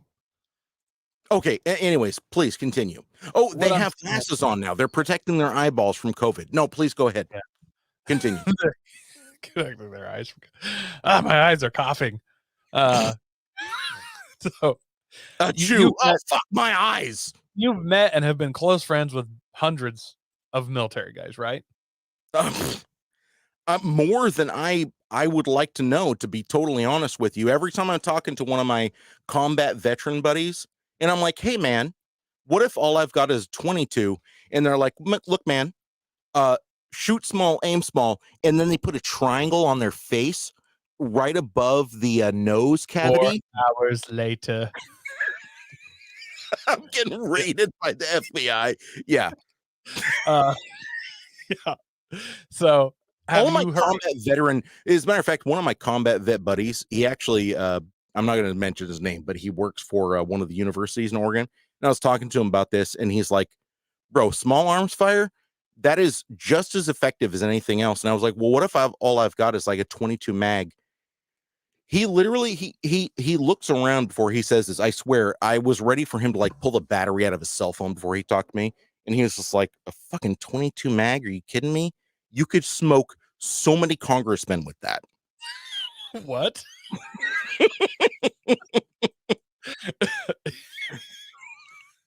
Sounds like evidence in a future court case, but okay. What I'm saying is, I bet the military does follow this rabbit hole a little bit farther. They're going to get a half a dozen of these. They're going to run them in some recruitment videos. Mm-hmm. Then they're going to sit in a warehouse just like the motorcycles and four-wheelers do. I actually knew a guy that joined the reconnaissance. I think his army, the reconnaissance, just because he saw in the promo video that they got to ride dirt bikes, and he was like, dude, I'm going to be a scout so I can ride dirt bikes and four-wheelers. Like, yeah. He did that for years, and he never, ever even saw them. He was like, yeah, no, I know where they're at. They're in a warehouse in like Fort Bragg or someplace. And no, those were used just for the videos. That's it. Like, you know, you always see those Navy SEAL videos where they have like the Navy SEAL dune buggy, right? Mm-hmm. And they're always in movies. Another thing, I'm pretty sure those don't really exist for anything other than the video. So of course they're gonna get some electric Hummers and throw those in the videos, and they'll be in a few movies and stuff. And honestly, from a tactical standpoint, there is some stuff that makes sense. Obviously, it's very quiet and almost no heat signature. So, I mean, there's some tactical advantage. I don't think the military is ready to electrify. I think it makes sense for them to at some point, because in a full-scale war, obviously, like if you need fuel sent to where you're fighting where your fighting force is, you literally have to send fuel there, whereas electricity, you can just generate it there. You know what I mean? So it's easier. Sorry to interrupt, Coy, but yeah. all military vehicles, they use the same fuel and it's a homologation. Going back to the term homologation, it's a homologation between an octane-rich gasoline and a diesel. So the gasoline, or the fuel rather, that the military uses, it's ultra expensive. It's like $7 a gallon, but it's because you can run it in virtually everything that they operate. And so I don't, when you already have an infrastructure that's built around that, it negates the need for anything else. That's that's what I'm saying. But from a fully tactical standpoint, at some point they gotta electrify. It'll just the advantages will outweigh. You know what I mean? Coy, Also, when you think of they've already electrified all the fucking drones that tell you where to drop the missiles. They're all electric. yeah, I mean, don't get me wrong. I don't think this is near future, but I think there will Look, be. hold on. So you know the drones that told Obama where to drop the bombs, and then it turned out that it was just like a wedding, and they killed like 47 civilians. Mhm. Those were all electric, so we're already doing it. You don't have to worry. I thought it was ironic that Obama's birthday party in the middle of COVID that had like Mhm. 5 tents outdoors that were like the size of the Super Bowl. That they made it a drone no fly zone just for that. It's like you're you're the fucking drone guy and you have a birthday party in mid of a pandemic and you're like, "Ah, man, it would suck if somebody flew a drone in here and killed me in the middle of my celebration." You know what I mean? It seems I need odd. you to do me a favor. This is a drone no fly zone. I feel like maybe he has some night terrors about drone stuff or something. I don't know. Maybe he feels a little guilty. Well, just crack a couple of baby spines open and drink them. You're fine. Well, give me another shot of adrenochrome.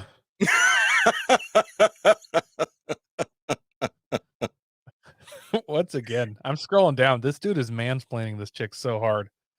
This dude is. I wish I could screen share this picture, but it looks like a random. It looks like Agent Scully from X Files, trying to distract someone while Fox Mulder gets in the back, goes for some files. Oh my god! So can you like tell me how you blow up the orphanages in Iran? Yeah. Have they said anything about how it really doesn't have 11,000 foot-pounds of torque? Are we still is the new electric Hummer still going with that? No, we're still under the assumption that it has 11,000 foot-pounds of torque, and that's, you know what, Coy, that's why we actually need to move on to our real OLAF. Are you ready to do that? Still All right, so our real OLAF is the Tailgater 2 Sun. This is a $599, so a $600 fire pit, Coy. Yeah. You're the one that sent this to me. Tell me about it. Dude, this is the hang on, I gotta do some scrolling here. Ukiah Tailgater 2, bro. Ukaya. Is it Ukiah? I don't know. It looks really cool. You It's can Native get it. American either way, right? I think so. Yeah. It's a sweet portable fire pit, and I actually saw these like, "Ooh, that looks good." And I thought, if there's a good top that straps onto that, so it's nice and portable without all the rocks and stuff falling out, maybe I'm interested. And then I saw the price. So, less interested when I saw it was $600. But this is the elite version of the Tailgater 2 and offers an upgraded 2.1 audio sound with two 3.5 inch speakers and one subwoofer for incredible sound quality. And beat to the music mode synchronizes the flame to the music with our custom reactive flame technology. Dancing flames harmonize perfectly with music. So let me get this straight. Not only does it have two 3.5-inch speakers, Yeah. but it also has a subwoofer, Yeah. and it pulses the flame in time with your song. Yeah. Remember how guys used to do like underglow that would like bounce to the music and stuff? It's like that, but with fire. Bro, what? Yeah. There's a video. Oh yeah, let's play the video here. Loading.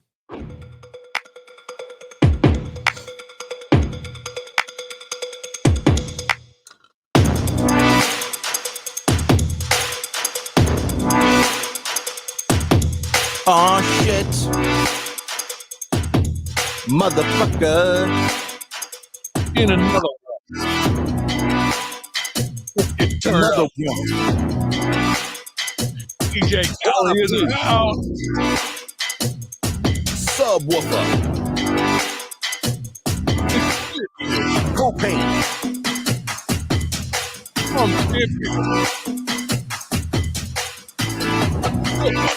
Yo, what?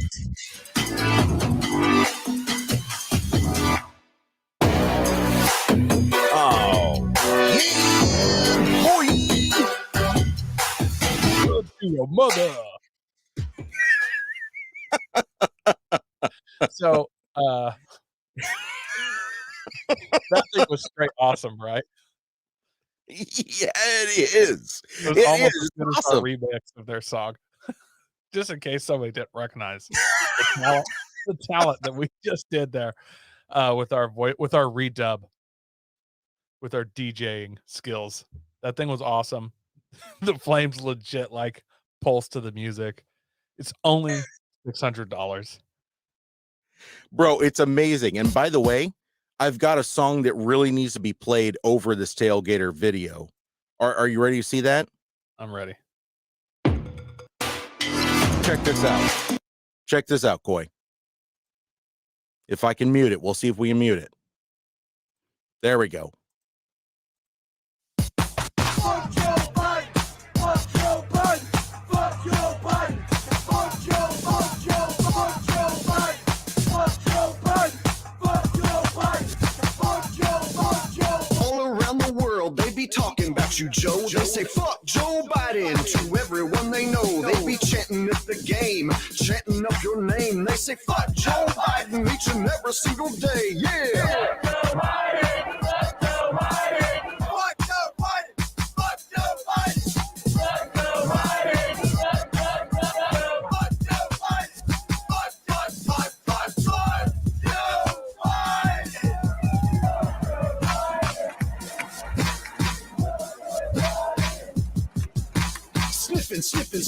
Sniffing little girls, sucking, fucking up the world. He wants to jab you, he wants to jab me, he wants to jab everyone in your family tree.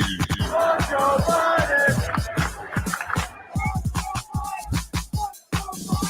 Fuck Joe Biden! It's amazing how it just perfectly syncs with the video from Those flames are really Kyle. those flames were really dancing to the Let's Go Kyle. You know what I mean? Like, It was amazing. I've never heard a song about Kyle so hard. I Sorry, think you mean Brandon. Yeah, I mean Brandon. Brandon. I've never Yeah. heard of Brandon. Let's go, Brandon. So I would actually like one of these. Just I would never pay $600 for a fire pit. Like that fire pit. Say what you want. Glamp it as hard as you want. That thing is straight fucking awesome. Mm-hmm. That is overland as fuck. And you know what? Half the times I don't really like to listen to a lot of music when I'm camping, really, because it kind of actually ruins it a little bit for me. But I'll crank the music all the way down and just let the fire bounce around because it looks cool. Like, why not? Yeah, that thing is straight awesome. Imagine the fire dancing around to the Horsepower Hour podcast. I'm just saying. Ooh, would that work on a podcast? I don't see why not. If they send us one, I will run the video and I will make another how to start an overland fire video. Oh, yeah. With this. Yeah. That went semi-viral. No, it didn't. Come on, man. Dude, what's your highest rated video? How many views, bro? It was like at 6,000 last I checked. Oh, shit. That is semi-viral. I'm proud of it. You see, listen, Eric Ewers, he's on it. He's like, let's go, Brandon. Yeah. He knows what's up. Those Brandons. I don't even know what the song means, but people love it, and that's what we're going for, dude. I just don't understand why everybody wants to have sex with Joe Biden. So we don't have an intro or outro for this, but you know what we do need to go to next? FabSui, bro.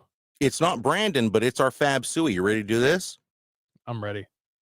Bro, so tell me what we got here, man. Hang on.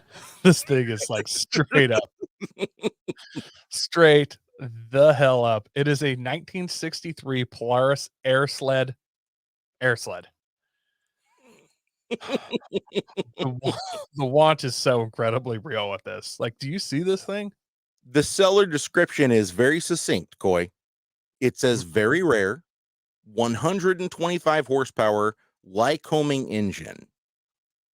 I honestly didn't realize that this was like a real thing. I thought somebody like homemade this because it looks like somebody got a hold of like a little Cessna airplane, cut it off right at the back, behind the seats, and then threw the engine behind you and strap skis to the tires. Yeah. So I just, for the listeners at home, the front, there's no tire in the front, but I have to assume you could throw a tire on the front because how else are you going to steer, right, Coy? Well, yeah, it's got a ski in the front, but I'm assuming you could do a tire. Well, you have to just to be able to move it around in the summer and stuff. So there has to be a tire that you put on the front. Oh yeah, and no doubt, like it's probably a golf cart tire, right? Yeah, something along those lines. It's nothing special. No, and these tires in the rear, they don't look like anything special. Probably a golf cart tire. Yeah, they look like tire off the front of your riding lawnmower or something. Nothing spectacular. Maybe even like a trailer tire for like a motorcycle trailer or something, like a small little Harbor Freight trailer type tire. Right. Something that's rated for maybe 45 miles an hour. Yes. Yeah, at most. Yeah. However, it also does come with these plate steel skis, Coy. Absolutely. And then now for the podcast listener, what we're looking at, like Coy said, it's the front half of basically a Cessna. And it does have tires, and it does have skis that come with it. And then it also has a 125 horsepower flat 4 Lycoming aeronautical engine with a giant exposed propeller. Wouldn't you call that exposed, Coy? Semi-exposed, Andy. It has a shield around the bottom half of it. You know what I'm saying? Now, is that to protect you, or is that to protect the propeller? No, that's to keep stuff from coming from underneath and getting sucked into the prop. 100%. Yeah, it's to keep damage away from the end of the propeller. Yes. No, you could easily stick if you slipped your arm. It reminds me of those like 60s football helmets just that had one bar across the front. Yeah. Is that really to protect your face? Like there's one bar. What are you trying to keep a boulder from going through there? Like my hand can go anywhere through and into your eyes. If Japanese porn, like you're putting one bar across the end of the penis. I'm pretty sure we can still tell what it is. I'm not sure if that's a 1-to-1 comparison, but yes. Yes, well, it's pretty darn close. That's all I'm saying. Eric Ewers says, wait, isn't this a converted airplane? Apparently not. I'm getting an echo on my end all of a sudden. That went away. But apparently this is not a converted airplane. This is actually something Polaris made, which makes me have a massive amount more respect for Polaris. I didn't know that they were so, let loose as this. Well, Coy, Polaris is very progressive. Do you know what I mean by progressive? I'm going to tell you right now. What they mean is population control. Okay. Well, they've been doing that for a while, I guess. One could say they still are. I didn't know Polaris was a Nazi sympathetic company. Mm-hmm. But just from looking at this, that's what I gather. So listen, man, this is I think it's a 1.6 liter flat 4. It is air cooled. It's basically like a Volkswagen engine. But when you're talking about a Volkswagen engine, so like a Volkswagen bus engine, and what are those? 1800 cc, I think. So if you see like a drag Volkswagen Bug, oftentimes they'll use the bus engines. I think they're around an 18 or 1900 cc, 1.8, 1.9 liter. And more often than not, naturally aspirated. They're putting down, 350 horsepower. I assume this is not anywhere near that. It says 125. We'll just go with that. But at the same time, this is a very short uh, propeller. When you think about an airplane, you think about a long propeller. This is a very short propeller, right? It appears that way, yes. But you got to And think this thing's got to be bigger than it looks because it's a side by side 2-seater. it is. So 2 guys sitting side by side, you need 6 foot for that, like, right? Yeah. So this propeller is probably pushing 8 foot. And when we're thinking about a propeller that comes out the back of a vehicle, the first thing I think about is like a swamp buggy that runs. Now that I'm living in Florida, I'm thinking about Airboat. like an airboat. Exactly. But the thing about an airboat is that the propeller is completely encased in a chicken wire frame that keeps anything from getting into it. What does this have, Coy? This has like a basketball hoop rim with no net. It's a light. It's like a ghetto basketball hoop, like one you see in a bad part of town, where it hasn't had a net ever. Like it had a net when they put it in, it got stolen 8.5 minutes later. It's rusty. The backboard's all snapped off. That's what this protector looks like, and it looks like they cut it in half. Like it doesn't do a full circle. It just on the bottom. Yeah. So as long as you're bouncing off the backboard, you're good. You're in. I'm guessing that when this was made in 1963, Polaris had one lawyer working for him. And he was like, yeah, you ought to put something there. And they're like, is this good enough? And he like opens his drawer, takes a big shot of his whiskey. Yeah, that'll do her. That'll do. Throw a Red Ryder BB gun in free if they buy it by Christmas. And yeah. Apparently this Polaris air sled, their lawyer was Willy Wonka, and they were like, is this safe? And he was just like, fuck if I know. Willy Wonka, his lawyer was a Oompa Loompa. Like, they're like, is it safe? And he's all doopity doo. And they're like, that's a yes, send it. Oompa Loompa doopity doo. You've lost an arm because you got too close. Now you can't sue.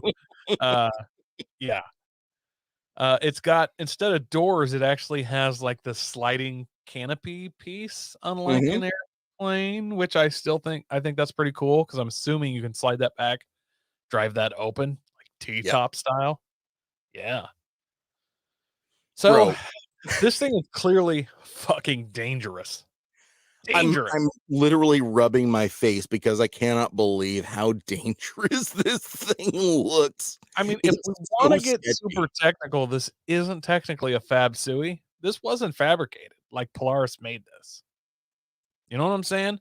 But I feel like at this stage, 1963, like they fabricated some lies to get this on the market for sure. So instead of fabricated suicide, it's just real bad engineering decisions. It's fabricated corporate suicide. So yeah, what's your death count on something like this though? Like clearly it wasn't a manufactured item. Like there had to be some safety. It's got an enclosed cab. I mean, the prop is basically exposed, but you know, if you fell in your arms and head were, you tucked and rolled, that might miss you. Like it's not impossible. So something like this, I feel like it's not just a body count. It's like a main count, right? Gotcha. So going back to our favorite standby, you're running this in a local parade, right? You're in just a small town, 30,000 people. And what normally happens when you're in a small town is that the children feel much more obligated to run towards you to gather the candy. Yes? Yeah, obviously. So in my eyes, I have this thing. Everything runs. We're on tires. I don't have the skis hooked up because listen, I'm in Florida, man. I'm running down the street, and this is just like a local parade. And it's not just the locals that are coming, by the way. It is the people that are here to vacation. I'm running in a parade that's in February. And normally a lot of people wouldn't be here because it's February and you wouldn't think there'd be a lot of tourists. But you have people who need to visit during the off season because they can't afford to be here during the on season, right? So we're doing a let's see here, like what are we thinking? I'm just making something up, like a Canada Day parade. Boxing Day. I don't really know. Boxing Day, I think it's closer to Christmas, but whatever. I don't really care about the Canadians. So obviously, we've pushed their celebration off until February, middle of February. All right. Okay. A lot of people here, they're wanting to just have their early season vacation. The bad time for Florida, what I've been told, because I have not experienced it yet, is January, February. That's when your coldest time is. But this is like the end of February, and so we're just starting to get into the good time of Florida. And I want to pretend that this is a clear 70-degree day, which is what they consider like a fall spring cold. Most of the Floridians I've talked to, they're like, oh, 70 degrees. Well, it's cold. We're going to wear like jeans and a sweatshirt because it's 70 degrees. And so that's what I'm expecting is you have all of these transplants from other areas. They're not wearing their jeans and their sweatshirts, a little bit more like khaki shorts, maybe with a vest or something like that. So I'm rolling down the street in this, and it's just the local parade, right? And I've got the top slid back. I'm throwing candy out. The problem is that when I throw candy out, the kids, they think they're past, but they're not past. They're still in the wash of the propeller. You get me, Coy? Gotcha. Yeah. So they think that they're safe and they're running out to get that candy. And then they hit that propeller wash and they get thrown down. They're on their knees now, and they get thrown down in front of the float in front of me. And the float behind me, the float that's behind me, it eats at least 7 children. Well, and I mean, I don't want to jump into what you're doing here, but if you're throwing candy out of this, Yeah. and you got like a Miss Buttersworth, doesn't it go through that prop? I mean, it's just gonna get sucked straight back, come out of that prop like a fucking bullet, right? No, listen, Coy, I know you're trying to help me understand that, but while you're trying to help me, what you're actually doing is insulting me because you think that I don't have the arm that I have. My dad went to college on a baseball scholarship. Okay. So I'm getting the Miss Buttersworth well out What of scholarship did you the. go to college on?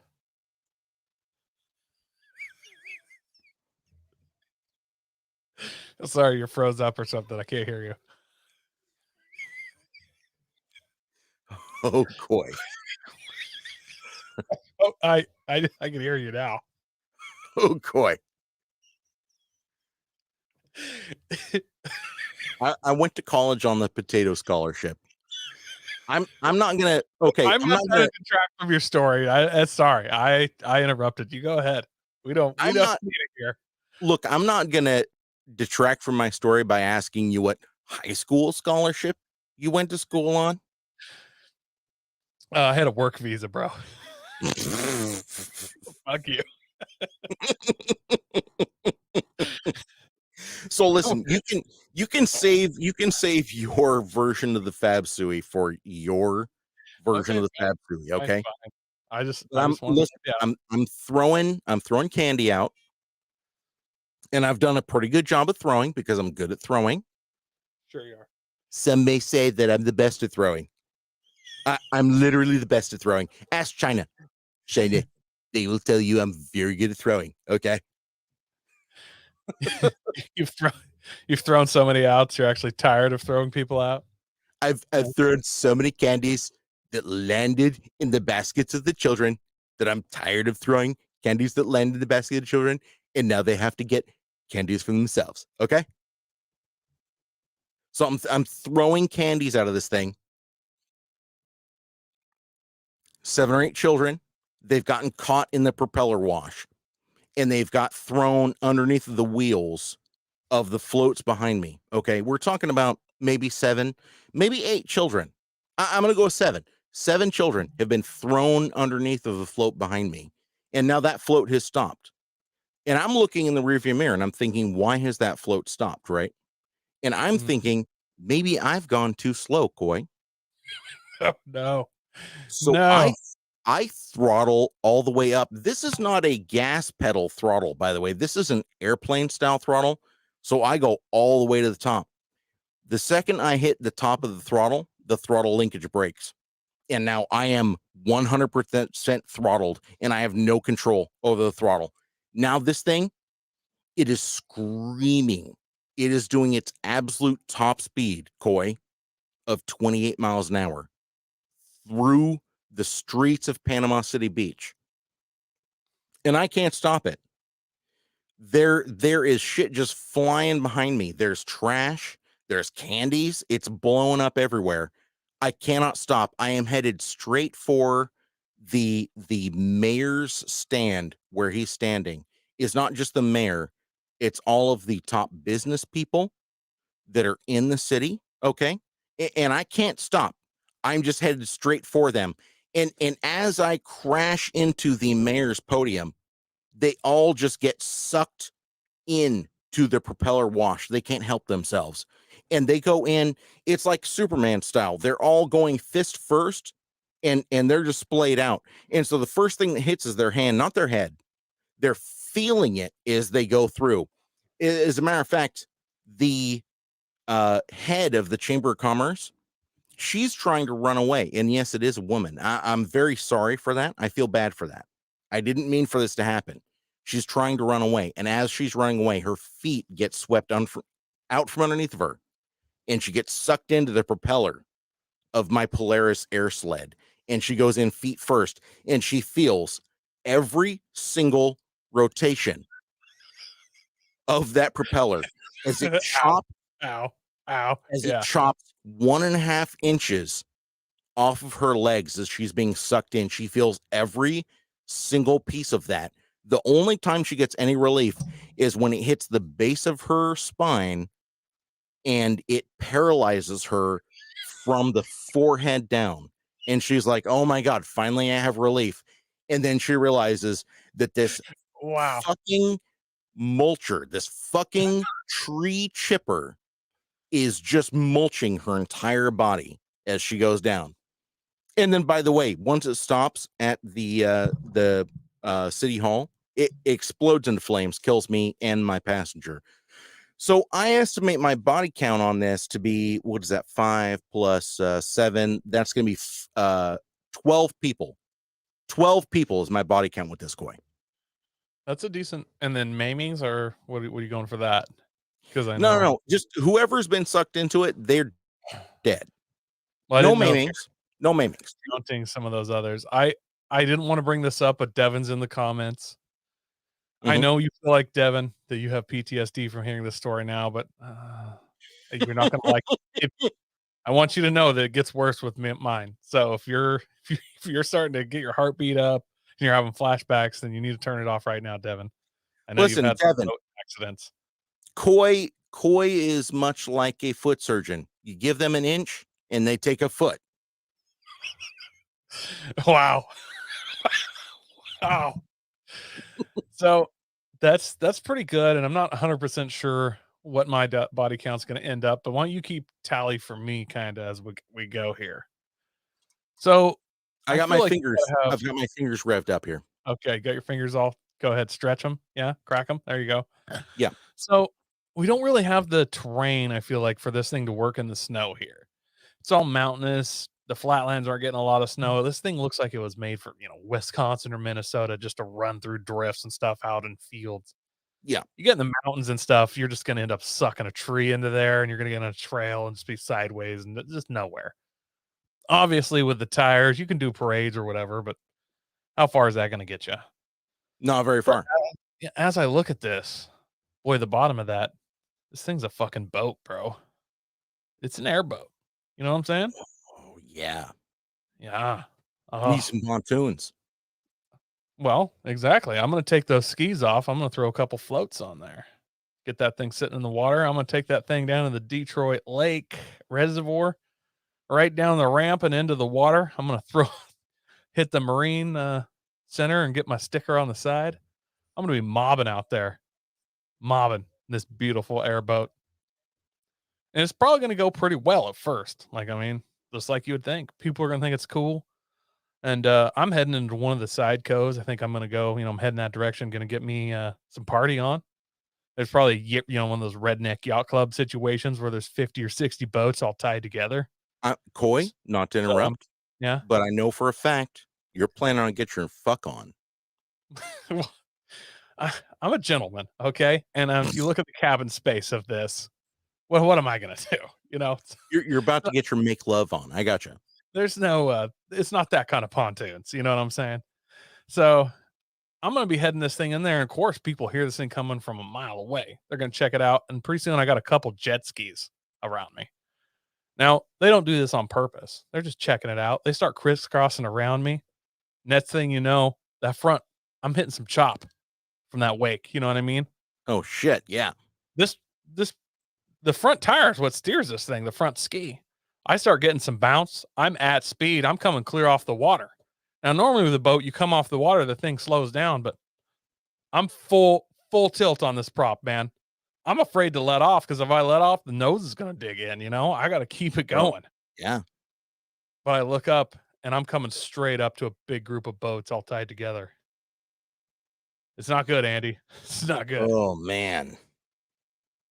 At this point, all I can do really is try and save myself. I'm going to throttle down and I'm going to throw myself out, but it's this sliding cabin, right? Yeah. As I throw that sliding cabin back, some shit comes out, slams into that motor. I got a little bit of seat belt or something comes out. I got some loose change, hits that motor. First of all, that shit's flying everywhere. It penetrates my fuel tank. Just a quarter goes through like a rocket, jams the throttle linkage. I'm getting thrown around. The door slams closed. I'm trying to get out, but it's too late. I'm straight into this group of tied up boats. Now, luckily, this was a smaller group of boats. There's only 12 boats here. But Coy, that Baja Blast that you had, that cup, it's completely torn to shreds, and now it's getting stuck in all the throttle linkage. It's horrible. Yeah. Yeah. And the other cup of Baja Blast that I peed in on my way out there, it has hit the roof, the sides, and I'm just drenched in my own piss. It's horrible. It's my own personal fault. At this point, I'm begging for the sweet relief of death. Okay? As I slam into this and this thing goes sideways, you ever seen those movies when a chopper lands and it's just sliding across the ground, wrecking, and the rotor's just chopping into stuff? Oh, yeah. I'm doing that, but across the top of 4 or 5 boats. People are screaming. There's just red spray everywhere. It's horrifying. Horrifying. Hold on. Is this like pontoon party boats? It's just a mixture. There's pontoon boats, there's regular boats, there's ski boats, they tie together and they have their party on, man. But I'm just sliding across these, just full chop. This thing is just spinning, going crazy. It's just burning through those. Fuel's leaking every year. This is a Lyco motor. I'm running avgas, bro. This is high test. Fuel is everywhere.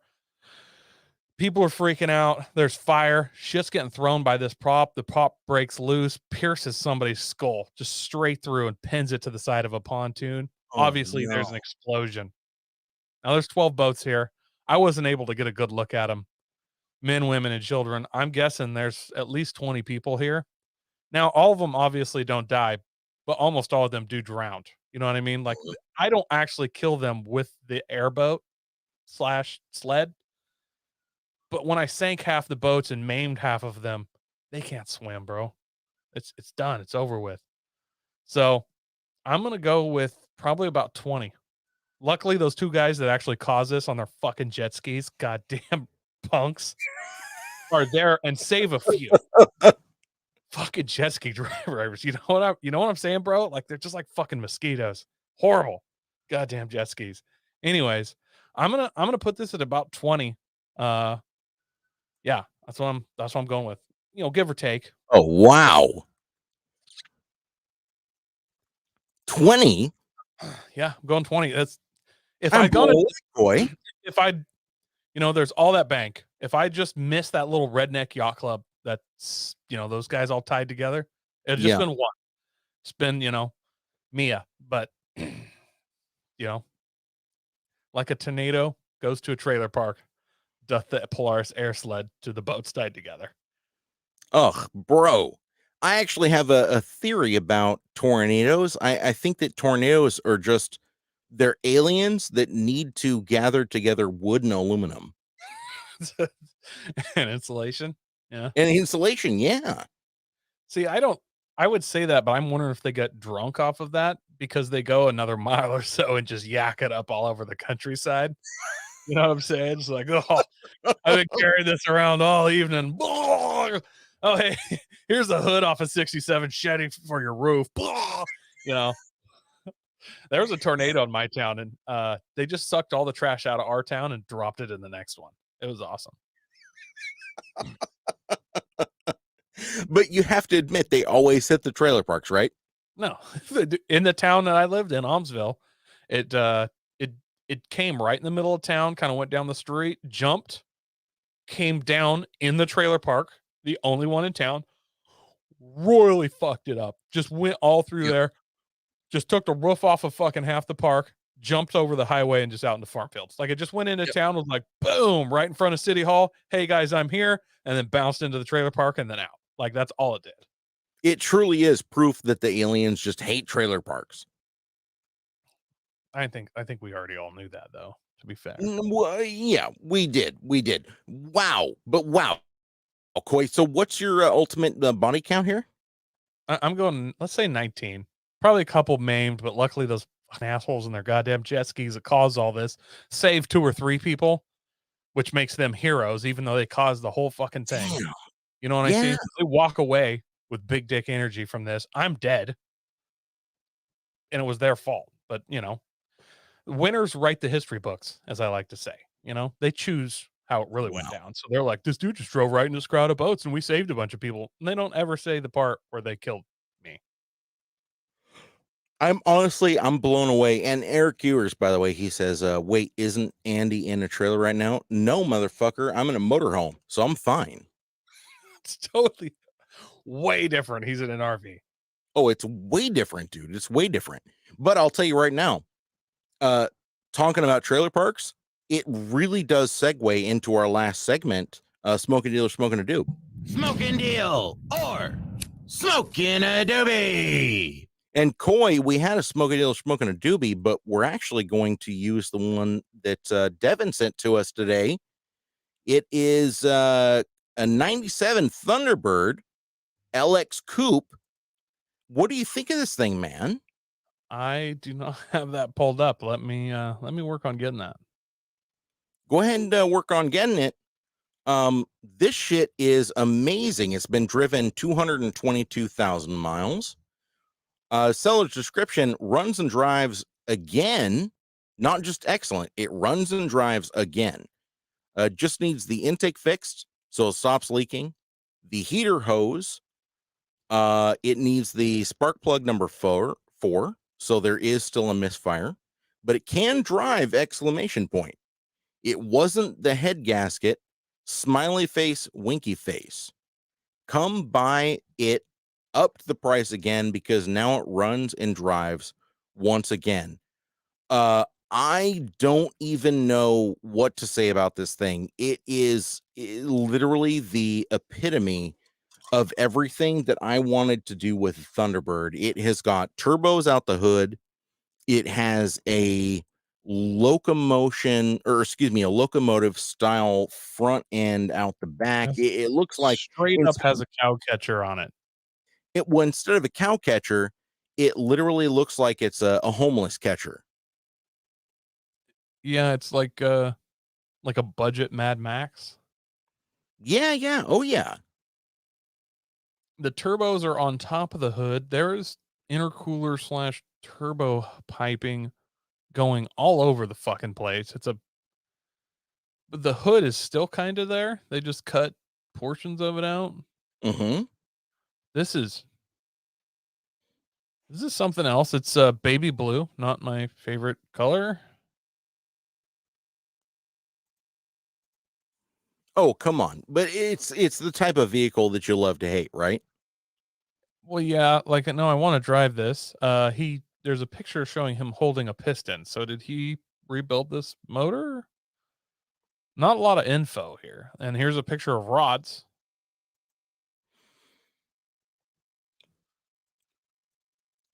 I don't know what all's going on, Andy. I don't know. Honestly, the only photos that I'm focused on are the twin turbos coming out the hood of this thing. I'm not going to worry about the pistons, although it does look like aftermarket pistons. It looks like there's some kind of a tuner controller that's sitting in the passenger seat. So we got he's asking 5K for this. He's an hour away from Seal Rock, Oregon. So let's it doesn't say, well, 222,000 miles. So she's got some miles on her. Yeah, if I'm being honest, I'm gonna say this thing. What do you think of 1,500, 2,000 if this is all good condition stock? $1,500? Oh, no, Right. no. It's starting to gain value. I would estimate this, if it was in good condition, this is a $2,000 vehicle. With Now, 220,000 on it, though. with 220,000 on it, so now you're looking at twin turbochargers, literally 8,000 miles of piping, and cherry bombs. Let's not discount the fact that it has cherry bombs that are coming off of the turbos, and Off then the back just of the turbos, straight down the sides of the hood. and this is not a fabricated exhaust system. This is just exhaust piping that you'd get from any local hardware store that has barely been clamped together and comes ram horn style out of the hood. The fact that he has routed the exhaust like it's on not coming out either of the side, hood, it's coming out of the back of the turbos, isn't it? it is coming out of the back of the turbos, but the turbos are mounted at the very front of the hood. Yeah, but I'm So, looking at this. How do you open the hood without disconnecting turbo piping? You see what I'm saying? well, so Coy, here's the fun part. You don't.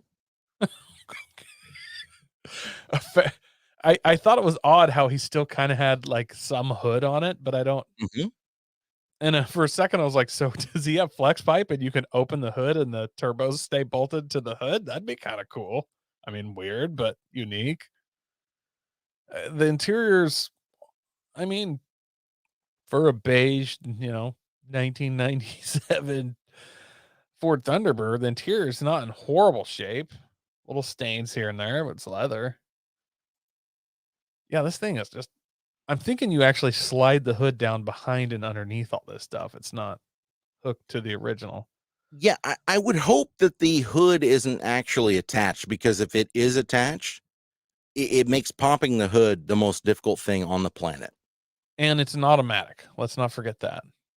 Well, all Thunderbirds of this generation are automatic. I know, but But I'd I'll tell hope you what, if you were dude, twin turbocharging it. I fucking love this car. I'm not gonna make any ands, ifs, or buts about it. I fucking love this car. I'm in love with it. These two turbos that are out the front, they don't even look that small. Honestly, these look like eBay like GT35s, and there are two of them, Coy. I appreciate the way he built this homemade cow catcher, cow pusher, whatever you want to call it, like straight off of a steam locomotive. But he made it all out of all thread. So I feel like I could kick this and break it. Like it's Sure. on there, but it's literally just bolts holding it there. And then he went ahead and put the front license plate back on. Well, he's got to be compliant with Oregon regulation.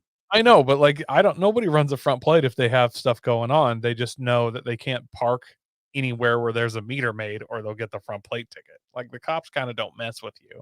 It's the meter maids that get you for the no plate. You know what I'm saying?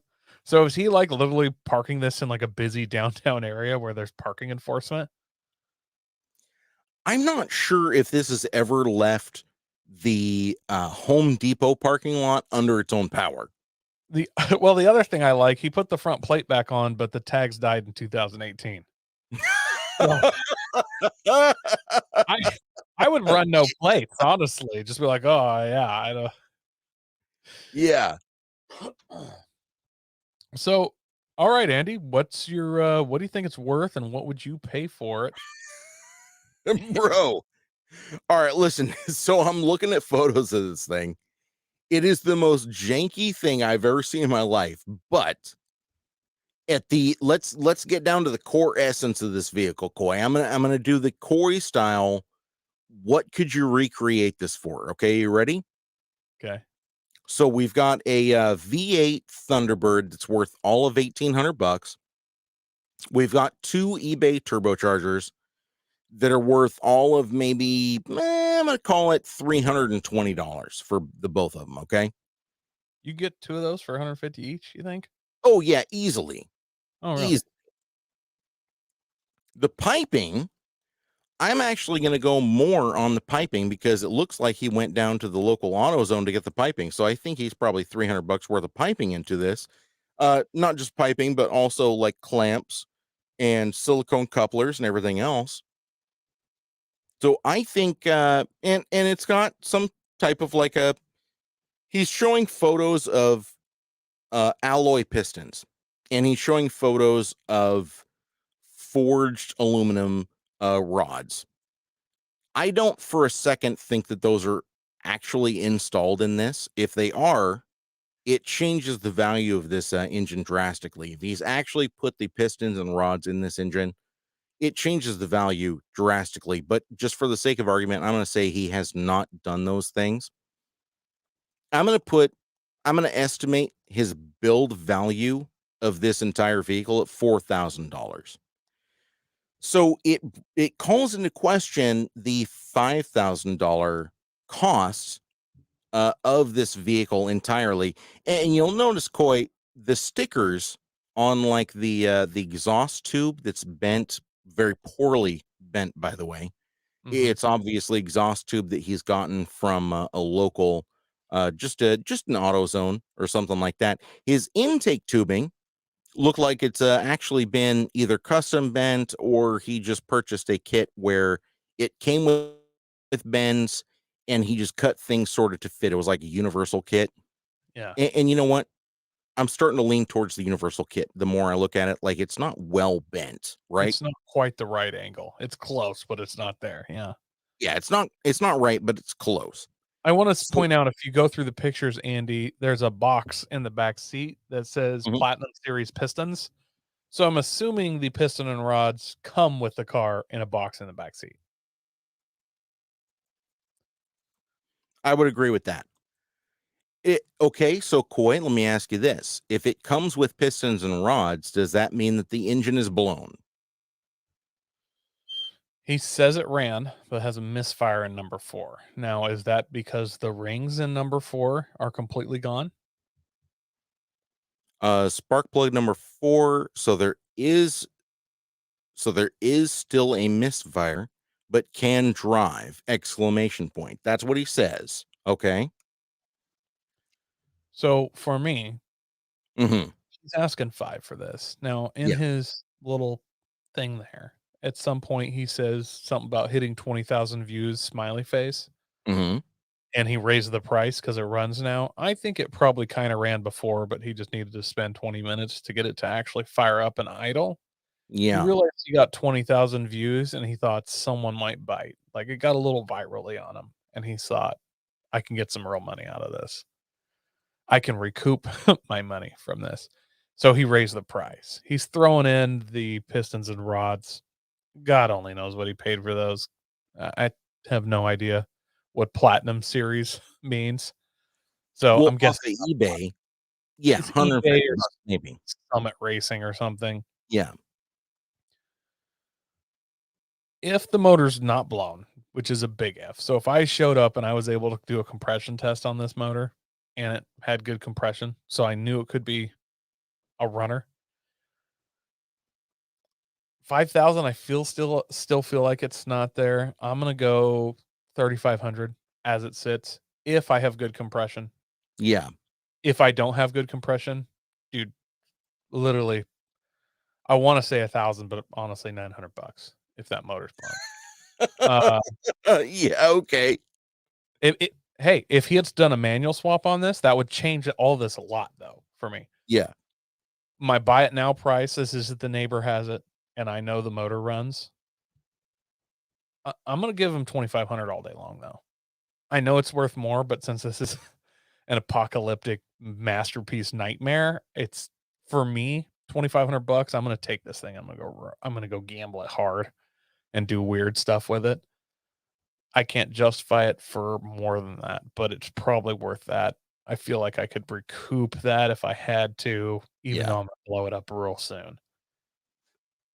I want to point out Eric Ears noticed there's wing nuts holding the hood on. So yes, the hood slides down across the windshield and underneath his turbo and exhaust, and then is wing nutted down. Good eye, Eric. Yeah. Good eye. So listen, man, where I'm at is I think he's gonna get $3,000 all day long, to be totally honest with you. The cow catcher front, that's horrible, but somebody's gonna buy it because it's aesthetically pleasing, right? I think that someone who is not a gambler, but they're someone that wants to join the gambler, they're thinking to themselves, I could drop 3 grand in this, and then this is one of those things where you're doing it for the gram, right? I feel like this is 2 guys with minimum wage jobs. They're both getting about 1,500 back in their taxes, and they Yeah. want to gamble this year. You know what I mean? Their I dad's gonna be think, super pissed when they bring this back home, though. yeah, exactly. When you park this outside of your condo in Lake Oswego, the neighbors are going to be very upset with you, but you have enough money to just spend the $3,000 on it. Now, my price on it, if it was parked in a neighbor's yard,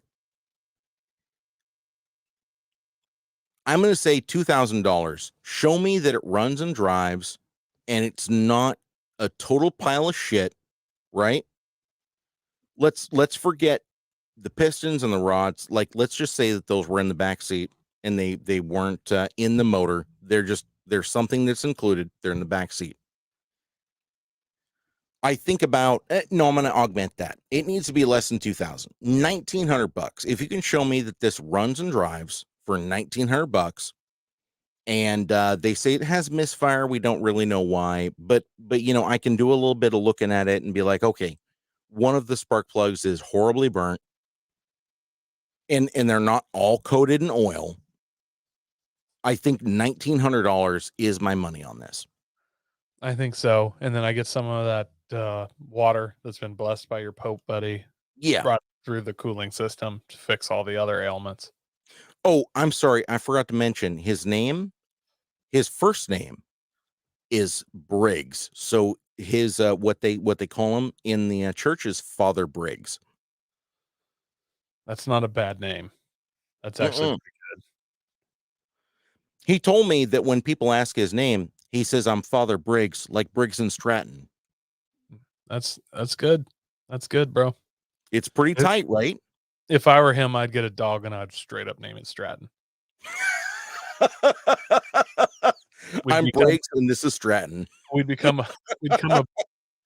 a cop, but still also do the priest work. So I'd be like a Briggs and Stratton cop dog buddy duo. Viral Amazon show. Oh, 1,000%. Yeah. And not only that, but like I'm suppressing my homosexual urges, and that's why I'm in the priesthood. Yeah. Mm-hmm. Yeah, let's do it. I I'm need just you to write that up and send it to Bezos. See if he'll give us a budget for this. So what's your parked at a neighbor's house? Is it $2,500? That's your bottom line price? Yeah, it's going to be 2,000 to 2,500 is the most I'm going to spend on this. It's interesting. Wow. It's kind of whatever. I think he's going to sell this for $3,500. I got to do it, to be honest. Really? For me, you think it's going to be 3,500? I think he's going to get 3,500 for it. He ain't I going to mean, get 5,000. Dude, 5,000. This is solidly a dube. I already know that. This is a dube for sure. But at 3,000, do you think it might be a deal? I don't know that that's deal, but that's like fairish. I think if it runs, I mean, right now in this market, anything that runs, if it runs at all, it's $2,000. You know what I mean? Like, it doesn't really matter how much, because we're in an inflated market right now. Yeah, Guys are trading in the stuff they bought 2 years ago and getting more for it. So I gotta say, $2,000 if it runs, he sells it for that. Like, he takes all this crap off and throws a regular hood on it, and it ran. He get $2,000 for it all day long. So all his other crap, that's worth the 1,500. So it's kind of a, It's kind of a deal, I think, at $3,000 if the motor's not blown. Yeah, but at Or 5,000, 500. he's trying to like cash in on the Instagram clout, right? Yeah, he's trying to recoup all his money. That's the cardinal sin, recoup all your money. And even Oh though yeah. it's a 97th Thunderbird that you've eBayed stuff on and you got some views on Instagram, you're not going to recoup your money. So, good luck to him. 3,000 all day long, 5,000, I just don't see it. Well, listen, if Father Briggs was here, he would say, send your ass straight to hell at 5,000, right? Now, I'm going to throw this out there. If he had a time slip for this and it was something exciting, like a mid 11 or something, Ooh. or even if it was a really low, he had a time slip with a 12-1 on this, and he's like, it doesn't run real good. It's got a misfire, and he had a 12-1 with his twin turbo 5.0. I think he'd get 5,000 all day. Mm. You see what I'm saying? But like, we don't Yeah. know anything about this. But if he had one fucking time slip to show that this thing has some get up and go, which it should, it's twin turbo V8, right? Like, it Right. is a V8, isn't it? It is, yeah. Has to be, yeah. So honestly, twin turbo V8, even with a shit tune and shit tires, I feel like a low 12s, like well within the realm of possibility, right? Yeah. So Devin is jumping in 12-1 in the quarter, would definitely get 5K. See, that's where I'm at. Like, I don't think I think it runs, but barely. Like, I think it Yeah. runs like it 3-syllable shit, bro. If he could get any kind of thing, any time slip in the 12s with this heap, I think he would get 5K. With what he has here, it's just a pile of parts that aren't put that well together with the thin hope that the motor's not totally blown. Yeah. I think 3,500 is where I put deal on it. This 5K, I think, is crazy. Yeah. I think you're right. It doesn't work. Yep. He's trying to cash in on Instagram fame. 1,000% agree with you. This is a dube at 5,000, 3,000. Let's talk a little bit more. 5,000. This is solidly a dube. Smoking deal or smoking a doobie. And as always, let us know if you think that we're crazy, if this thing is a smoking deal, or if it's a total dube and you'd only give $300 for it. Please do let us know. We want to see those and hear those in the comments. Make sure that you roll over to thehorsepowerhour.com. Excuse me, the facebook.com/thehorsepowerhour. Make sure that you are going checking that out. The group is facebook.com/thehorsepowerhour. No, wait, I screwed that up, Coy. facebook.com/groups/thehorsepowerhour is where they can go and see everything that we're talking about, right? Absolutely. And that's also where you can come and interact with Coy if you want to talk to Coy. Well, as a matter of fact, we had somebody in the comments today. I forget who posted a photo of, I think it was a Miata with a super donk, like it had a full like fiberglass, full on Pixar mom ass. And someone said, "Really? Is this what we can expect from the horsepower hour admins?" And I commented back and said, yes, this is exactly what you can expect from the horsepower hour. I don't know if that person never listened to the show or what was going on, but yeah. Yes, that's what you can expect. Have you listened to the show? I feel bad for them because they just don't even know what they're in store for. But if you are here and you're still listening to the pod, that means that you know exactly what you're in store for. And by the way, that means you also need to go and check out our summer-long sponsor, Santiam Powder Coating, right, Coy? Absolutely. Where can they find them at? You can find them at Santiam Powder Coat on Facebook and or on the link right above the show here. That's right. We got the phone number to Santiam Powder Coating right underneath this podcast in the description. Go ahead and hit that link. You can call them or facebook.com/Santiam Powder Coating. And also, again, facebook.com/The Horsepower Hour is where you can find the podcast on Facebook, at The Horsepower Hour on Instagram. we really don't use the Twitter, do we, Coy? No, it's a cesspool of wokeism and just horribleness. We don't want to be anywhere near that, especially when Annie's ranting about autism and popes and pedophilia like he has today. So we don't want to be anywhere near that. Oh, please. I haven't been that bad today. But if you do want to join the group, again, it's facebook.com/group/the horsepower hour. We've got lots of really good conversation going over there. And I do hope you come and join that and join the conversation over there. Coy, of course, you can be caught everywhere and nowhere. You don't want to be caught anywhere, do you? I'd rather not. But if you wish to speak to me, you can catch me on the Horsepower Hour page. Go ahead and just private message, and you can catch me there, or tag me in any post and call me out. Hell yeah, I love that, man. And speaking of, we want to thank everyone here for tuning in to the show. We want to thank you for telling a friend. That really is what keeps the wind in the sails of the podcast, and it's what keeps Coy from shooting himself, right, Coy? Mostly, yes.